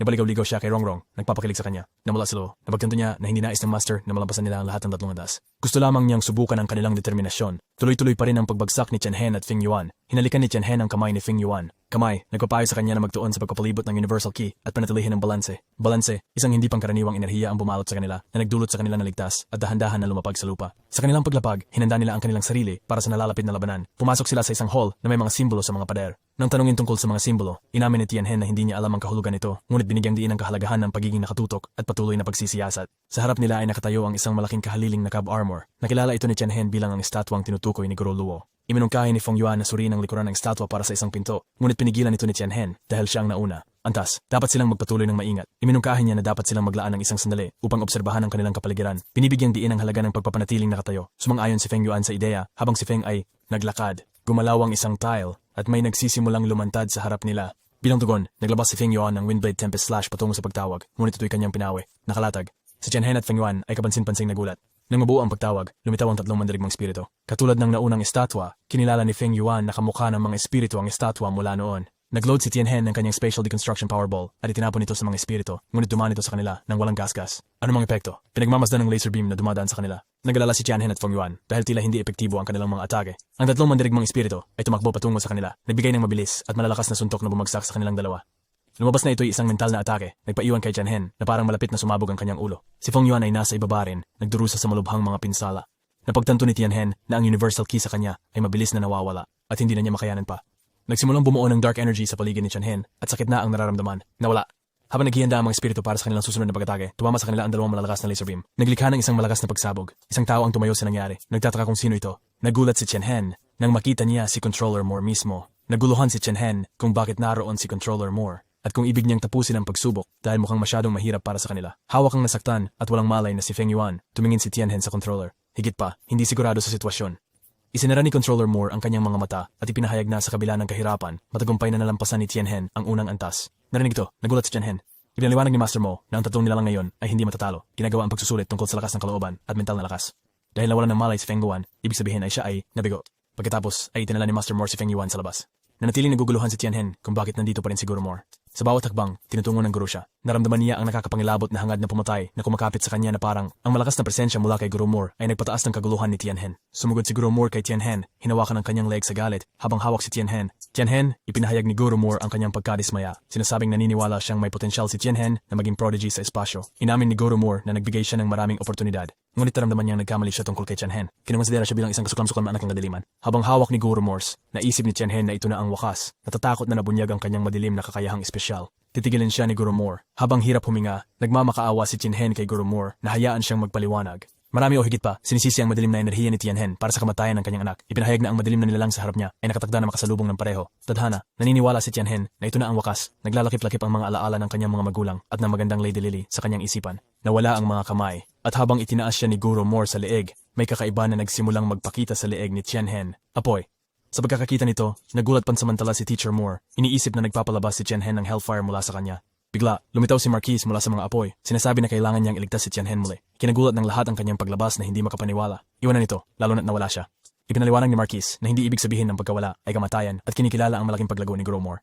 Bilang tugon, aktibado ni Guro Moore ang Wind Time Twin sa parehong kanyang mga kamay, nagpapahayag ng hindi paniniwala sa muling paglitaw ni Marquise matapos ang mahabang panahon. Pinilit ni Tianhen si Guro Moore na kumalma na nagpapahiwatig na ang kanilang pagtatagpo ay hindi tungkol sa pakikipaglaban. Nais niyang pag-usapan ang isang mahalagang bagay na may kinalaman kay Tianhen. Sa kabila ng kanyang pakiusap, tila determinado si Guro Moore na lumaban hanggang sa huli.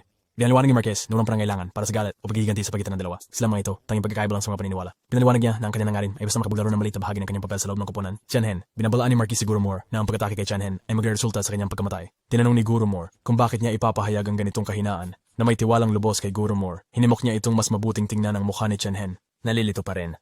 Nakita ng Gurumore na binuksan ni Tianhen ang kanyang mga mata. Itinuro ng Marquez ang kakilala sa mukha ni Tianhen. Mukha, nagulat si Teacher Moore sa pagbubunyag na kamukha ni Tianhen siya noong kabataan niya. Ang paghahayag na ito ay tumama kay Teacher Moore sa kanyang core. Inihayag ng Marquis na ang nakaraang Tianhen ay higit na kamukha ng anak ni Gurumore. Si Gurumore ay isang nangihina, nagkakalat at nanginginig. Tila ba? Terror traits.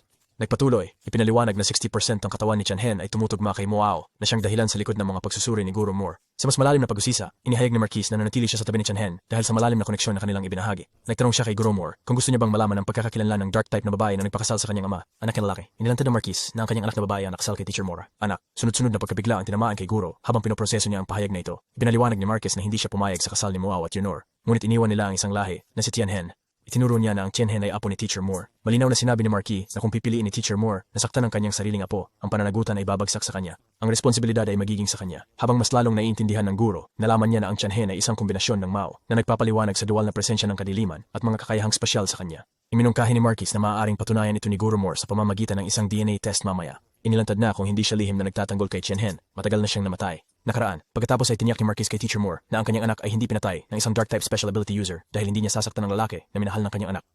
Wala siyang dahilan para saktan si Yunor. Kinilala ng Marquis na masyado na siyang matanda para malaman ang katotohanan tungkol sa kamatayan ng kanilang mga anak at iminungkahi na dapat magtrabaho si Tianhen ng sariling sikap para malaman ang mga katotohanan. Patuloy na nakikipaglaban sa revelasyon na si Tianhen ay kanyang apo, nahihirapan itong paniwalaan. Napaniwalaan. Habang hawak si Tianhen, binanggit ni Marquis na bawiin ang kanyang espiritu dahil hindi na kaya ng katawan ni Tianhen. Umalis, pinayuhan ni Marquis si Gurumore na huwag ilantad ang katotohanan tungkol sa pagkakakilanlan ni Tianhen dahil maaaring muling lumitaw ang mga lihim na puwersa ng kadiliman sa loob niya at pahirapan ang kanyang katawan. Nang magbalik sa malay si Tianhen, siya ay nahulog sa lupa. Ano ba? Sa labas ng laro? Sa hall, nagising si Feng Yuan na pakiramdam ng konting di. Sinabi sa kanya ni Dylan na siya ay nahimatay at kaya ay nataleport sa labas. Nalaman niyang nabigo siya, naintindihan ni Feng Yuan ang mental na kirot ay hamon. Napagtanto ni Feng Yuan na hindi kasama si Tianhen at tinanong ang kanyang kinaroroonan. Mga kaisipan, ibinabatid sa kanya ng mga Syrian na nasa loob pa rin si Tianhen na nagpapahiwatig na patuloy pa ang kanyang pagsubok. Ibinahayag ni Feng Yuan ang kanyang pangamba kay Luo, dala sa malakas na lakas ng mga kaaway sa loob at kung paano tila hindi epektibo ang kanilang malalakas na pag-atake.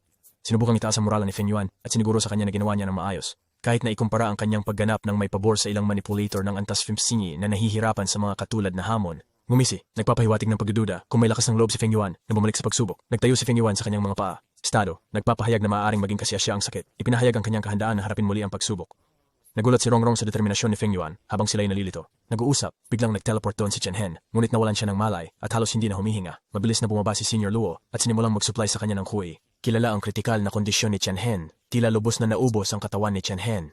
Hindi lamang universal na kulang, chi, ngunit pati na rin ang kanyang espesyal na abilidad. Kahit na sobrang mahina ang kanyang buhay na puwersa, sumali si Dillon at Rongrong sa Chista transfer. Naramdaman ni Rongrong ang isang napakalaking presensya sa likuran niya, ngunit nang siya, Shichiro's Derlinyan, Singroji, Jimor. Nang makitang bumalik si Jimor, medyo nagulat ang lahat at tinanong siya kung ano ang nangyari doon. Nang hindi nagsasalita ng kahit ano, ginamit ni Jimor ang kanyang salamangka upang buhatin si Tianhen at yakapin siya sa kanyang mga bisig.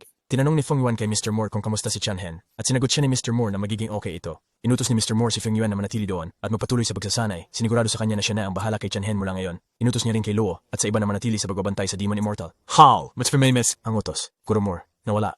Sa pagkabahala ni Feng Yuan, iminungkahi ni Senior Luo na magpahinga na muna siya dahil kailangan niyang magpagaling mula sa mental na atake. Ginawa ni Feng Yuan, tinanggihan niya ito. Ipinahayag ang kanyang determinasyon na bumalik sa hall. Naniniwala siya na kung kayang tiisin, malalampasan niya ang hamon at malalaman kung ano ang sanhi ng kondisyon ni Tianhen. Tinanong ni Rongrong si Feng Yuan kung hindi ba siya natatakot matapos ang matinding karanasan na iyon at tumalon papasok sa butas ng pasukan ng hall. Samantala, sa isang kabing bahay, nagising si Tianhen sa kanyang kama, naguguluhan sa kanyang paligid. Nakita niya ang mga poster ng magagandang babae sa dingding. Iniisip niya na, baka, nasa langit. At pumasok si Gurumore.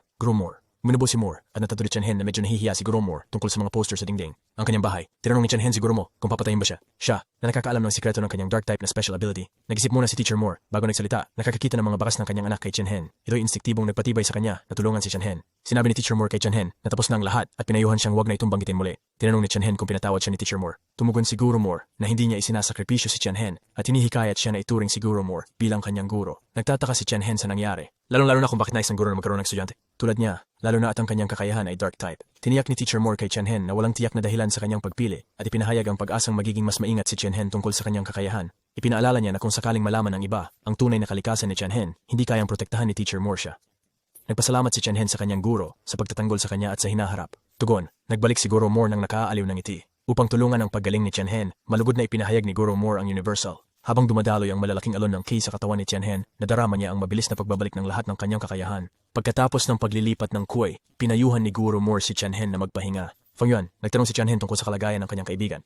Tiniyak ni teacher mo sa kanya na si Feng Yuan ay sumasailalim pa rin sa isang pagsubok. Iniwan si Tianhen upang magpahinga. Hindi mapigilan ni Guru Moore ang kanyang kasiyahan habang naglalakbay siya sa labas. Sa isang pagsabog ng kaligayahan, siya ipinahayag niya na mayroon na siyang apo sa kanyang tabi na pakiramdam na mapalad sa unang pagkakataon sa kanyang buhay. Sa mga araw na hindi malay si Tianhen, palihim na nagtipon si Guru Moore ng sample ng DNA at isinagawa ang isang pagsusulit. Ang mga resulta ay nagpakita ng tuwirang relasyon sa dugo sa pagitan ni Tianhen at Guru. Higit pa, sa kabila ng mahalagang revelasyon na ito, pinili ni Guru Moore na sundin ang mungkahi ng Apocalypse at itinago ang tunay na pagkakakilanlan ni Tianhen. Itinuring na niya si Tianhen bilang kanyang pinakamalapit na pamilya. Tahimik na nangakong palalakasin ni Guru Moore ang kanyang bagong apo bilang pinakamalakas na gumagamit ng espesyal na kakayahan. Lahat ng mga hindi pa na magsisisi na meron siya kanyang sarili. Anak, sumumpa siya na tutuparin lahat ito sa pamamagitan ni Tianhe. Iniwan pa niya ang mga pag-iisip ng paghihiganti upang protektahan si Tianhen mula sa mga potensyal na panganib na inuuna ang kaligtasan ng kanyang apo kaysa sa lahat. Iba pa, pagkatapos ng ilang araw ng Tianhen, bumalik sa normal. Lagi siyang binisita ni Guru Moore, tunay na nagmamalasakit sa kanya. Sinimulan ni Tianhen na madama ang isang banayad na pagbabago sa kanilang dinamika. Ang takot na dati niyang tinatago kay Moore ay nawala na sa nakaraang mga araw. Tunay na tinanggap ni Tianhen si Moore bilang kanyang guro. Sa isa sa kanilang mga usapan, ipinahayag ni Moore ang kanyang kuryosidad tungkol sa pinagmulan ni Tianhen na nag-joke kay Tianhen na ito'y magbukas ng lubusan. Ibinahagi niya ang detalyadong detalye tungkol sa Fantasy City at Madam Oya. Walang kinikim-kim na anuman.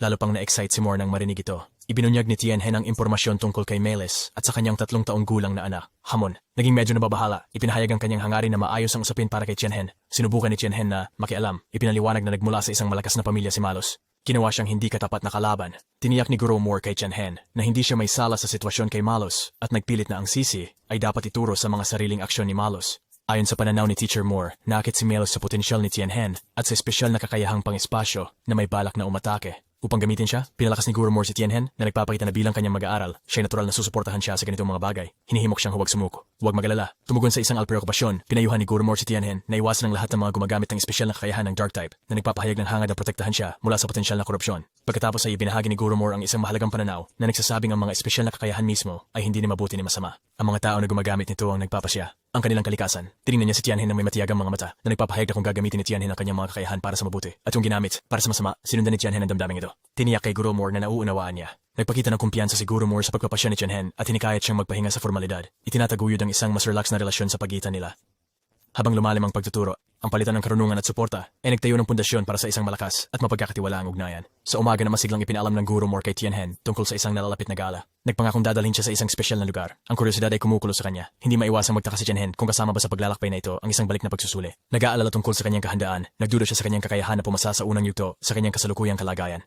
Tinitiyak si Tianhen, inilipat ni Guru Moore ang focus mula sa nakakatakot na Demon Immortal. Sa bulwagan, nagpasya siyang magbigay ng mahalagang aral sa araw na yon. May tunay na interes. Nagtanong si Guru Moore tungkol sa kaalaman ni Tianhen sa kalawakan sa aspeto ng eksplorasyon ng kalawakan. Bilang tugon, sumidla si Tianhen sa kanyang teorya ng espasyo, tinalakay ang mga konsepto tulad ng espasyo at vacuum. Na-impress sa pangunawa ni Tianhen sa paksa, kinilala ni Guru Moore ang kanyang pagunlad. Sa kanyang pagunlad, inihayag niya na ang pagkaunawa sa ritmo ng mga pagbabago sa kalawakan ay ang susi upang mabuksan ang nakatagong potensyal ni Tianhen. Ayon kay Guru Moore, pareho, teknika kapag itinali sa malalim na pangunawa sa spatial dynamics. Maaring maglabas ng mas higit na makapangyarihan. Kinabukasan, umalis si Guru Moore. Iminungkahi kay Tianhen na tunay niyang mauunawaan ang esensya ng kanyang kapangyarihan sa espasyo sa pamamagitan ng pagbabasa nito sa kanyang mga mata. Puso, pinayuhan niya si Tianhen na palakasin ang kanyang kontrol sa kanyang kapangyarihan at magtuon ng pansin sa kanyang tagtang-aralin tungkol dito. Sinunod ni Tianhen ang payo sa puso. Ginugol niya ang kinabukasan sa pagmumuni-muni at pinakawalan ng kanyang mentalidad. Nagpapalakas ng kontrol sa bawat pulgada ng kanyang kwarto. Tulad ng nabanggit, kayang madama ni Tianhen ang bawat pagkabago sa paligid ng espasyo. Ang order ng mga spatial wave ay nag-iiba sa kapangyarihan ng wave. Maingat na sinisiyasat ang mga misteryo ng kalawakan. Unti-unti na pumasok si Tianhen sa isang meditatibong kalagayan. Pinaglalim ang kanyang pangunawa sa kanyang mga espesyal na kakayahan sa espasyo. Kinabukasan, bumalik si Teacher Moore at natagpuan si Tianhen na nagmumuni-muni sa parehong post noong umalis si Moore. Sa oras ng pagpasok sa kwarto,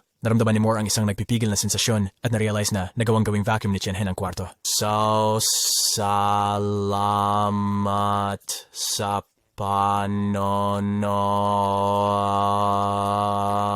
ang salid. At sa Tianhen, lumalabas matapos ang ilang buwan ng pahinga. Minamasdan ng sariwang hangin, nakakaramdam ng binalik na lakas. Pagkatapos ay dinala ni Guru Moore si Tianhen sa kanyang teritoryo at sa... Nagulat. Kaya ayang kahawig ito ng isang sinauna na yon, nagpapalaala ng mga eksena mula sa mga pelikula. Ipinaliwanag ni Guru Moore na naniniwala siyang ito ang tanging piraso ng paraiso na natitira sa buong Galactic Alliance para sa kanya. Sochorsky every day. On and date. 30 fucking day. Sa lugar na ito, ibinahagi ni Guru Moore na sinadya nilang bagalan ng mga teknolohikal na pagunlad dito, pareho sa Galactic at Holy Alliances. Ang revelasyong ito ay nag-iwan ng kaunting pagkagulat kay Tianhen. Ito ay nagudyok sa kanya na magtanong kung bakit ayaw nilang isulong ang teknolohiya. Na may seryosong ekspresyon, ipinaliwanag ni Guru Moore na may dalawang panig ang teknolohiya. Maaari ito maging kapakipakinabang o mapanganib. Ngunit kapag ito'y labis na naunlad, may potensyal ito na magdulot ng malaking pinsala. Binigyang tiin niya na ang lahat ay may kanyang mga limitasyon. Kaya mas mabuti para sa kanila na magpatuloy ng maingat pagdating sa mga pagunlad sa teknolohiya. Biglang itinransport ni Guru Moore si Tianhen sa isang futuristikong lungsod na ikinamangha at ikinatuwa niya ang kahangahangang bilis ng kanilang paglalakbay. Sa pagmamasid sa enthusiasm ni Tianhen, binanggit ni Guru Moore na kaya niyang makamit ang ganitong mga bilis kapag ang kanyang espesyal na kakayahan ay umabot sa isang mas mataas na antas. Katumbas ng bilis ng liwanag. Sa gitna ng kanilang usapan, binigyan ni Teacher Moore ng nutritional serum si Tianhen at inutusan siya na pumunta sa Royal Gold Store. Mabilis na ininom ni Tianhen ang serum na ibinigay sa kanya ni Teacher Moore. Siya, ngunit agad itong duraan matapos malamang gusto siyang dalhin ni Moore sa isang konsyerto. Excited si Guru Moore na dumalo sa konsyerto ng kanyang paboritong mga awit sa Royal Gold Stadium. Matapos makakuha ng ilang ticket, desperado, go. Ipinaliwanag ni Moore na hindi pwedeng lumipad dahil sa mahigpit na mga depensa ng city, kaya kailangan nilang sumakay sa isang hoverbus. Nagtaka kung paano nauugnay ang konsyertong ito sa kanyang pagsasanay. Tumingin si Guru Moore kay Tianhen, ang pagkuha ng mga pahinga mula sa pagsasanay ay mahalaga upang maiwasan ang pagkapagod. Pero sila sumakay sa H-Bus, na dinala sila sa Sky High Stadium. Nakita nila ang stadium na napapalibutan na ng isang karamihan. Ang lugar, Tianhen at marami pang iba ay kailangan bumaba ng 1 kilometro ang layo mula sa lungsod. Stadium, at laki rin ang natitirang distansya. Sa pagtingin sa malaking crowd, nag-express ng pagtataka si Tianhen sa napakalaking kasikatan ni Marilu. Nagkagulo ang mga tao sa paligid habang parang nag-uumpisa ang isang away. Tumingin si Tianhen para makita ang isang malaking lalaki na sinusubukang magsimula ng isang away sa isang mas maliliit na tao na sinusubukang mabawasan ang sitwasyon. Itinulak ng malaking tao ang mas maliliit na lalaki na nadulot sa kanya na maging kaunting galit. Galit, bagaman sinubukan niyang mapakalma. Nadama niya ang urge na saktan ng malaking lalaki, ngunit nagawa niyang mapanatili ang kanyang kumpiyansa. Gusto sana ni Tianhen na makialam at tulungan ang mas maliit na lalaki, ngunit pinigilan siya ni Teacher Mo. Sinasabi na hindi kailangan ng binata ang tulong ni Tianhen. Bigla, sumabog ang karamihan sa mga sigaw habang ang malaking tao na sinusubukang magsimula ng away ay nagliliyab na. Ang kanyang ibabang katawan ay nasusunog at nagdulot ng sunog sa kanyang pantalon. Iwanan siyang nakakahiya na hubad. Sumabog sa tawa ang karamihan sa kanyang kamalasan at tumakas ang lalaking kahiyahiya. Pinapaalala ni Guru Moore kay Tianhen na sinabi niya na hindi na kailangan ng tulong ng bata. Nagpa siya silang umalis sa konsyerto matapos mag-book ng VIP na kwarto sa isang hotel na mangha si Tianhen sa maringgal na interior nito. Nagtataka kung paano makakakuha ng ganito kaluwag na lugar sa gitna ng nagkakagulo sa labas. Sa kanyang gulat si Guru Moore. Sa gulat, napansin ni Tianhen na mayroon ng isang tao sa silid, ang payat na lalaki mula kanina na naglagay ng apoy sa malaking tao. Tinanong ni Teacher Mo kung bakit nasa kanilang kwarto ang payat na lalaki. Sinabi na kilala siya ni Guru Moore, lumapit si Tianhen at binati ang matabang lalaki. Nagkamay sila. Kamay, ang biological computer sa palad ng lalaki ay nagpadala ng mensahe direkta sa utak ni Tianhen. Nalilito sa hindi pangkaraniwang pakikipag-usap na ito, tinanong ni Tianhen kung ang payat na lalaki ba ay isa sa 5 hukom ng Holy Alliance. Ngumiti at kinumpirma na siya ang Santa Alianza Fire-type na hukom. Hindi makapaniwala sa kanyang swerte si Tianhen. Nakatayo sa harap ng isa sa mga alamat na 5 hukom ng Holy Alliance. Tumutok naman si Jurong kay Tianhen. Kinikilala siya bilang isang antas ng espesyal na kakayahang medyo bago sa Holy Alliance. Binanggit niya na bihira ang Guru Moore na tumanggap ng mga estudyanteng mababang antas. Ginagawang natatangi si Tianhen na mayroong pinakamahusay na guro sa paligid. Nagbago ang mood ng tinukoy ni Jurong si Guru Mo bilang ang matandang lalaki. Ito'y nagpaiinis kay Guru Moore. Si Jurong ay binago ang usapan patungkol kay Rongrong. Tinatanong ang kanyang kawalan. Inasar niya si Guru Moore. Tumakas ang kanyang babae. Si Rongrong, na halatang galit, ay nakipagpalitan ng mainit na salitaan kay Jurong. Nagpahayag ng inis si Teacher Moore. Sinasabing si Jurong ay laging nagagawang makagulo sa kanya tuwing sila'y nagtatagpo. Sa pagdinig ng irritation ni Teacher Moore, si Jurong, "Kantado, nagkakabitag." Napuno ng galit, malakas na nagmamalaki na siya ang pinakamahusay na gumamit ng apoy sa buong Galactic State. Lumala ang palitan ng salita sa pagitan nila, pareho silang nagmamaliit at nagmamayabang. Lumilikha ng isang nakakabahalang kapaligiran. Si Tianhen, na nakatayo doon, ay unti-unting nangamba sa posibilidad ng isang labanan sa pagitan nila. Sa pagtatangkang patahimikin ang sitwasyon, nanginginig siya habang siya'y nakikialam. Hinikiyat sila na magpakalma. Sa kanilang masidhing palitan, natukoy ni Tianhen na pamilyar kay Teacher Mo at Jurong. Malamang nakilala nila ang isa't isa ng matagal na panahon. Oras. Gusto ni Tianhen na mawala ang tensyon. Naputol, iminungkahi na malamang na malapit sila at gusto nila ang bawat isa. Gayunpaman, ang mungkahing ito ay nagalit sa parehong Guru Moore at mali. Tiningnan nila si Tianhen ng may inis at sabay-sabay silang sumigaw sa kanya na nagpapakita na hindi sila malapit. Sa kanilang patuloy na mainit na biruan at kahit na binabatikos ang bawat isa pang hilig, unti-unti si Tianhen na nagiging balisa. Biglang namatay ang mga ilaw sa estadyo na nagudyok kay Teacher Moore at Jurong na magpahinga sa couch at ibaling ang kanilang pansin sa glass wall. Binanggit nila na sa wakas ay nagsisimula na ito, pinagmamasdan ng tanawin sa labas ng bintana. Napagtanto ni Tianhen ang kahalagahan ng VIP. Ang bintana ay nagbigay ng malinaw at perpektong tanawin ng konsyerto ni Marilaw sa estadyo. Nang magsimula ang konsyerto, isang announcer ang umakyat sa entablado, kausap ang mga manonood. Nagpahayag siya ng pagdating ng mahal na evergreen diva, G. Marilu. Unti-unti na umangat ang isang platform sa entablado, kasama ng pagbubukas ng mga ilaw. Sa pagpapakita ng magandang Marilu, sumabog sa pangamba ang mga tao, bumubuhos sa kanya ang papuri. Kahit siguro mo at Jurong ay hindi makapagpigil sa kanilang excitement sa pagkakita sa kanyang anak. Kagandahan, nagbigay pugay si Marilu sa karamihan ng mainit. Ipinahayag ang kanyang pasasalamat para sa kanilang suporta sa konsyerto. Napansin ni Tianhen ang elektrikong atmosfera. Na-realize niya na ang buong stadium ay nasa isang kumukulong punto kung saan lahat sila ay nagpapalakpakan para sa kanya. Si Marilu, isang pangitay ng kagandahan, ay nagpahayag na ang kanyang tinig sa pagkanta ay magre-resonate sa kanilang magagandang alaala ng araw na yon. Gabi. Ang paglalarawan sa kanyang boses ay naging isang hamon dahil ito ay lumampas sa pagiging isang kapistahan lamang para sa mga tainga. Ito ay isang hindi may paliwanag na kasiyahan para sa buong karamihan. Ang kakit-akit na boses ni Marilu ay naghatid sa mga manonood sa isang fantastikong mundo ng mga pangarap. Napapalibutan ng kagandahan ng kanyang awit, walang nagsalita, upang magtunog. Nawala silang lahat sa melodya. Sumwabol yan Sir Reno on the mic to me Angel, na umaabot sa bawat sulok ng stadium. Naintindihan ni Tianhen kung bakit sobrang sikat ni Marilu. Sino man na tahimik na nag-i-enjoy sa kanyang magandang boses ay makadarama na ang ki sa kanilang katawan ay naging kakaibang tahimik. Parang ang boses ni Marilu, ang may hawak ng katotohanan, tila nawawala sa oras ang audience habang pinakikinggan siya. Tinitigan siya nito na may delisay na pagmamahal sa kanyang mga mata. Ipinahayag na tuwing pinakikinggan niya ito, siya ay natutuwa tulad ng unang beses niya itong narinig. Bigla, isang maapoy na pulang phoenix ang nagmaterialize. Ang malaking katawan nito ay graciously nagflutter sa hangin habang ito'y nagpapalawak ng kanyang mga pakpak. Bigla, binahan nito ang buong stadium sa isang magandang flaming na pulang kulay. Ang phoenix ay dahan-dahang lumilibot sa ulo ni Marilu ng 3 beses. Iniiwan siya sa malasakit na sorpresa habang kumukutitap ang mga baga pababa sa Phoenix. Nawala, ngunit ang hindi malilimutang eksena ay nanatili sa puso ng lahat. Ito ay isang trick ni Jurong na ginawa para impresyonan si Marilu. Si Mr. Moore, na nagmamakaawa, nagpa siya na ipakita ang kanyang sariling trick para ma-impress siya sa isang pitik ng kanyang mga daliri. Ang katawan ni Marilu ay nalusaw sa banal na puting ilaw. Ang puting ilaw ay bumuo ng isang esfera sa paligid niya na lumikha ng isang hadlang ng ilaw. Habang ang makulay na hadlang na ito ay umangat, itinaas nito ang katawan ni Marilu sa ere na nagpapahintulot sa kanya na lumutang sa itaas ng entablado. Lumutang si Marilu sa itaas ng madla na parang diyosa, makasigabog na palakpakan mula sa mga tao. Nagpapasalamat para sa labis-labis na tugon at nabilang simbolo ng kanyang pasasalamat. Magpapatugtog siya ng ibang kanta. Sumigaw ang karamihan sa tuwa at ang konsyerto ay umabot sa isa pang kasukdulan. Ang palakpakan ay parang walang katapusan. Nang magsimula ang musika para sa huling kanta ni Marilu, bumaba ang snow na parang mga puting fairy na mga backup dancers. Ang eksena ay napakagandang naghalo sa magandang boses at katawan ni Marilu. Taon, lalong nagpapalabas sa kanya bilang isang bagay, ang kinurunahang snow fairy, hindi lamang nagpakita kay Teacher Moore at Jurong, kundi pati na rin sa natitirang mga tao. Lahat ay tila nakalimutan ng lahat, nalubog sa sandali. Ang atensyon ni Tianhen ay nakatuon sa ibang tao, isang figura na nakabalot sa mga anino sa gilid ng entablado. Wala nang oras si Tianhen upang mag-isip o magbigay ng higit pang impormasyon tungkol sa kanyang destinasyon. Tumalikod siya at tumakbo patungo sa kanya. Iniisip na ba kakilala niya ang taong iyon? Habang tumatakbong si Tianhen, sinubukan siyang pigilan ng mga gwardya dahil ang lugar na kanyang tinutunguhan ay ipinagbabawal. Magaling na ginamit ni Tianhen ang teleportation upang umiwas dito. Ang babae sa karamihan ay ginagamit ang kanyang water type ability upang lumikha ng snow at palakasin ang atmosfera. Mula nang umalis sa Mid-Thunder, nagstay siya kasama ni Marilu. Sa kabutihan, gumana ng maayos ang estratehiya na ito, tumutulong sa kanya na iwasan ang maraming problema at ang dagdag na komplikasyon sa paghahanap ng ina para sa kanya. Nanatiling nagalala ang batang babae tungkol sa maapoy na Phoenix at sa kakayahang pangkalawakan. Biglang naramdaman niya ang isang nagbabagang titig sa kanya. Na-realize niya na isang malakas na kaisipan ang nakatuon sa kanya. Biglang hindi niya na kayang lumaban. Hindi siya makagalaw. Si Tianhen iyon ang nakatayo doon, nakatitig sa kanya. Sa babae at sa wakas ay nakilala siya bilang ang babae na tinatawag na Lanlan. Si Lanlan sa pagkilakita kay Tianhen. Then, naalala niya siya. Nang malapit na magsalita si Tianhen, lumitaw ang gwardiya na kanyang naiwasan kanina. Hawak siya sa baril at pinag-uutos sa kanya na sumama sa kanila. Sinabi ni Lanlin sa gwardiya na siya mismo ang hawak kay Tianhen at dapat silang bumalik sa kanilang kaukulan. Hinawakan ni Lanlin ang kamay ni Tianhen at dinala siya sa isang tahimik na lugar. Tinanong niya si Tianhen. Ipinaliwanag ni Tianhen na nagkataon lamang na narito siya para manood ng konsyerto at napansin niya ang mga mata niya sa karamihan.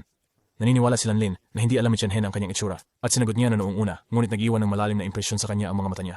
Ipinabatid ni Lanlin kay Tianhen na ang nangyari sa kanila noong gabing iyon ay isang beses na bagay at hindi sila nasa isang relasyon. Sumagot si Tianhen na alam niyang wala siyang pagkakataon para sa isang relasyon sa kanya dahil siya ay anak ng isang kontrolador ng Holy Alliance at posibleng maging kontrolador din siya balang araw.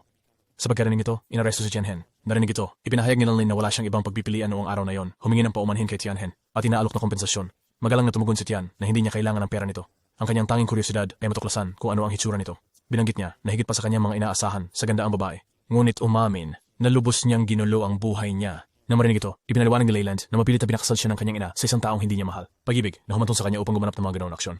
Binanggit niya na inayos niya ang lahat ng nangyari noong gabing iyon. Araw, nagpapakita na walang tunay na koneksyon sa kanilang dalawa. Inamin niya na sinadyang ilagay ang ebidensya sa kama at paggawa ng mensahe na magpapahiwatig na malabo. Sa pagdinig nito, si Tianhen ay tunay na nagulat. Sinubukan niyang pagtawanan ito, nagpapahayag ng pag-aalinlangan kung siya ba ay dapat maging masaya tungkol sa revelasyon. Kinilala ni Tianhen na, mula sa perspektibo ni Lanlin, hindi siya gumawa ng mali. So walang drama niya na nandisimat sa mga niya. Siya. Ininsist niya na wala siyang galit sa kanya para sa sakit na naidulot niya sa kanya. Siya ay nagpasalamat sa kanyang papel sa pagbabago ng kanyang buhay para sa mas mabuti. Mas mabuti. Hindi pa rin niya maalis ang pakiramdam na may pagkamakasarili ito.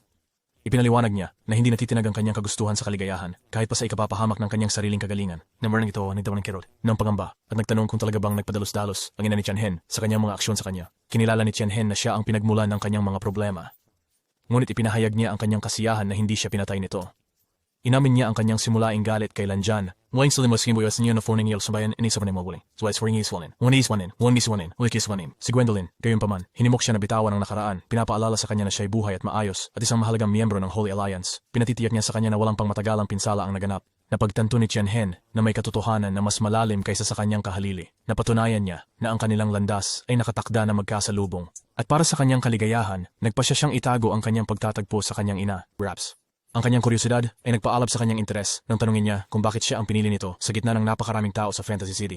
Puno ng pagsisisi sa kanyang mga aksyon, nag-alok ng paumanhin kay Tianhen. At nangakong ibubunyag ang buong katotohanan sa kanyang ina kapag natapos na ang kanyang sapilitang kasal. Ipinaliwanag niya na ang kanyang unang atraksyon sa kanya ay nagmula sa kanyang inaakalang kalinisan, hindi na apektuhan ng mga nakakasirang impluwensya ng lipunan. Ang kanyang mga salita at kilos ay nagpakagulo sa kanya na humantong sa kanyang desisyon na piliin siya. Nagpahayag siya ng hangarin na magbayad para sa kanyang mga nagdaang paglabag. Bagaman ang dahilan sa kagustuhan ito ay nanatiling hindi malinaw. Sa kanya, ngayon ay may mas malalim na pangunawa. Nakatayo, kinilala ang katapatan ni Lanlin. Aminado siya na ang Lanlin na kanyang pinakahihintay ay tunay nga na kagilagilalas, higit pa sa kagandahan ni Lily. Sa kabila ng pisikal na kagandahan, kulang si Lanlin sa isa pang mahalagang aspeto. Puso na puno ng kumpiyansa. Siyang kabaitan na sikit na kakit-akit kaysa sa kanya. Sarili. Ang malasakit na katangian ni Lily ay ang pinakamataas na halimbawa ng tunay na kagandahan. Pinahayag ni Tianhen ang kanyang pagsisisi sa pagiging sanhi ng kalungkutan ni Lanlan at sinabi niya na magkakahiwalay na ang kanilang mga landas mula sa puntong iyon. Pasulong. Ang kanilang pagtatagpo ay isang simpleng alaala na lamang. Kinumbinsi niya ito na ang kanilang nakaraan ay hindi na mabibigat sa kanyang konsensya. Sa wakas ay nakakuha siya ng kalinawan. Sa mga salitang iyon, bumalikwa si Tianhen at naglakad palayo na iwinawalang salita si Lanlan. Ang kanyang mga salobin ay isang whirlwind ng damdamin. Sino ang bagong dumating na lumapit kay Lanlan at nagpahayag ng kanyang pasasalamat para sa kakit-akit na snow sa kanyang konsyerto. Napansin ang presensya ni Tianhen. Tinanong niya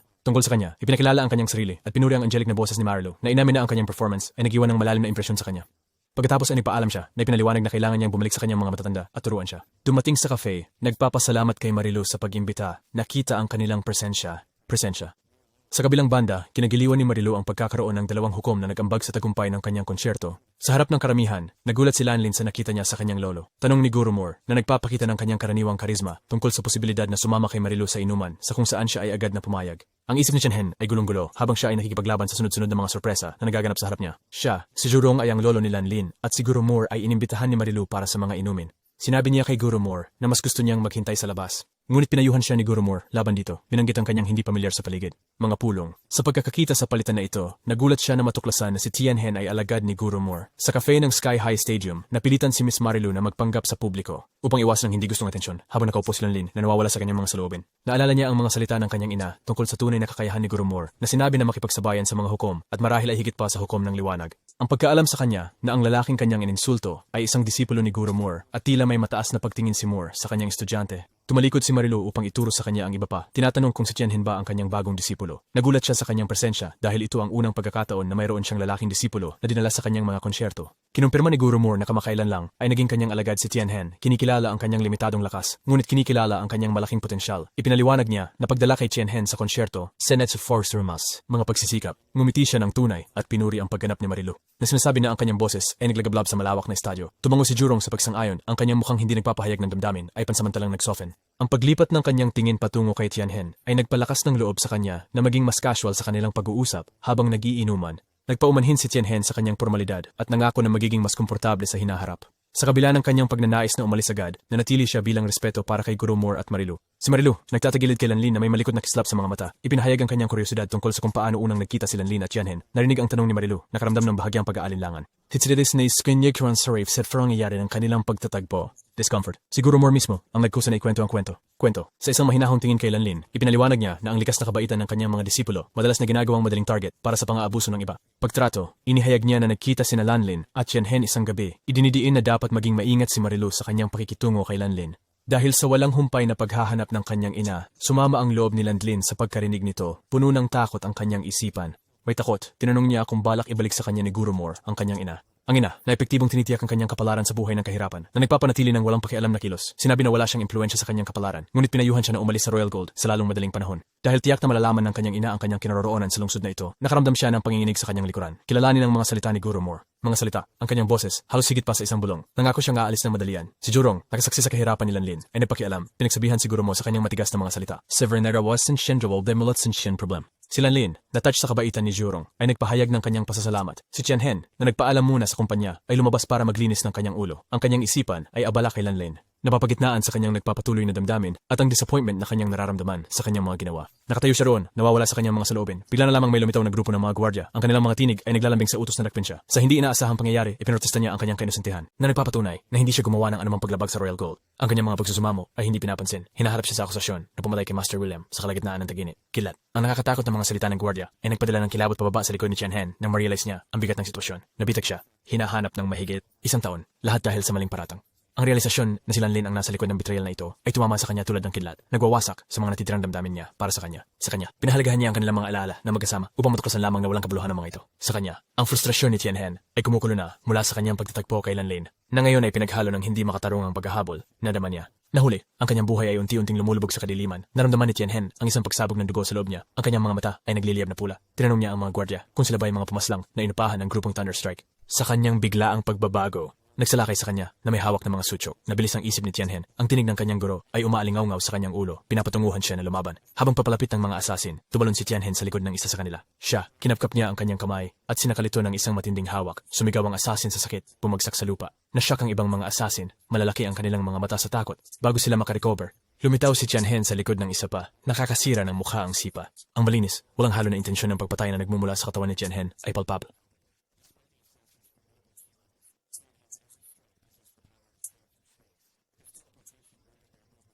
Iniwan sila na walang laban sa kanyang paglusob sa isang kisap mata. Isang mata. Ang mga dating malalakas na mga assassin ay naghahalongkat sa lupa. Ang kanilang mga katawan ay bugbog sarado at sirang-sira.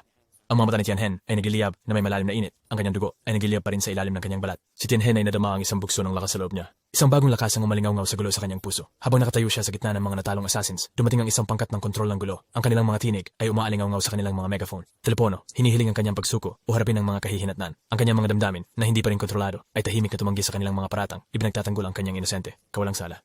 Ipinaliwanag niya na siya ang biktima sa sitwasyong ito, maling pinaratangan at hinahabol na parang isang nakatekas. Lumalabas na isang tanglaw ng kahinahunan sa gitna ng unos. Lumapit. Tianhen, ang kanyang presensya ay nagpapakita ng pangunawa at suporta. Sa isang nakakakalma ng ngiti, pinuri niya ang kahangahangang gawa ni Tianhen na tinalo ang 13 mga assassin mag-isa. Pinuri niya ang kakayahan ng kanyang disipulo na kontrolin ang kanyang mga emosyon. Nagpapakita ng kahangahangang paglago at katatagan. Labis na naantig sa mga salita ni Teacher Moore. Naintindihan ang nakatagong mensahe. Sa kabila ng malakas na impluensya ng kanyang dark type na kakayahan, nagawa niyang mapanatili ang kontrol, patunay sa kanyang panloob na lakas at determinasyon. Ang pwersa ng kontrol ng kaguluhan sa pagkakakita kay Guru Moore ay kinuha, isang likod.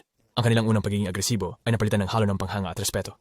Kinikilala ang presensya ng kilalang guro, ang puso ni Tianhen ay kinain ng isang alimpuyo ng emosyon. Mga damdamin, isang baha ng mga damdamin na nagbabandala lamunin siya. Siya, nagliyab ang kanyang puso na hindi niya pa nasubukan dati. Isang kahalintulad ng sakit at bigat ng kanyang napakahusay na kapalaran. Sa isang paglabas ng tunay na emosyon, lumuhod si Tianhen sa harap ni Guru Moore. Si Moore, na may mga luha na bumabagsak sa kanyang mukha. Sa ilalim ng maamong tingin ni Guru Moore, natagpuan niya ang ligtas na kanlungan, isang lugar kung saan maaari niyang tuluyang ilabas ang nagugaling sakit at pagdurusa na lumalaki. Sa loob niya, sa kanyang matibay na pangunawa at awa, nagalok kay Tianhen ang kaginhawaan na kanyang desperadong kailangan. Mahinahong nakinig siya habang buhos ang kanyang damdamin ni Tianhen, ang kanyang boses na nanginginig sa emosyon. Sa sandaling iyon, si Tianhen ay nagsimulang magpagaling. Ang kadiliman sa loob niya ay unti-unting umuurong habang niyayakap niya ang init ng patnubay at suporta ni Guru Moore. Puso, ang landas na patungo ay nanatiling ni Jack. Ngunit kasama ang Guru Moore sa kanyang tabi, natagpuan ni Tianhen ang kislap ng pag-asa. Isang biko ng liwanag sa gitna ng kanyang maalimpungatang paglalakbay. Huwag kalimutang mag-like at mag-comment para sa susunod na bahagi. Sumali sa aming Discord para sa pangalan ng libro at mag-subscribe para sa higit pang mga video mula sa amin.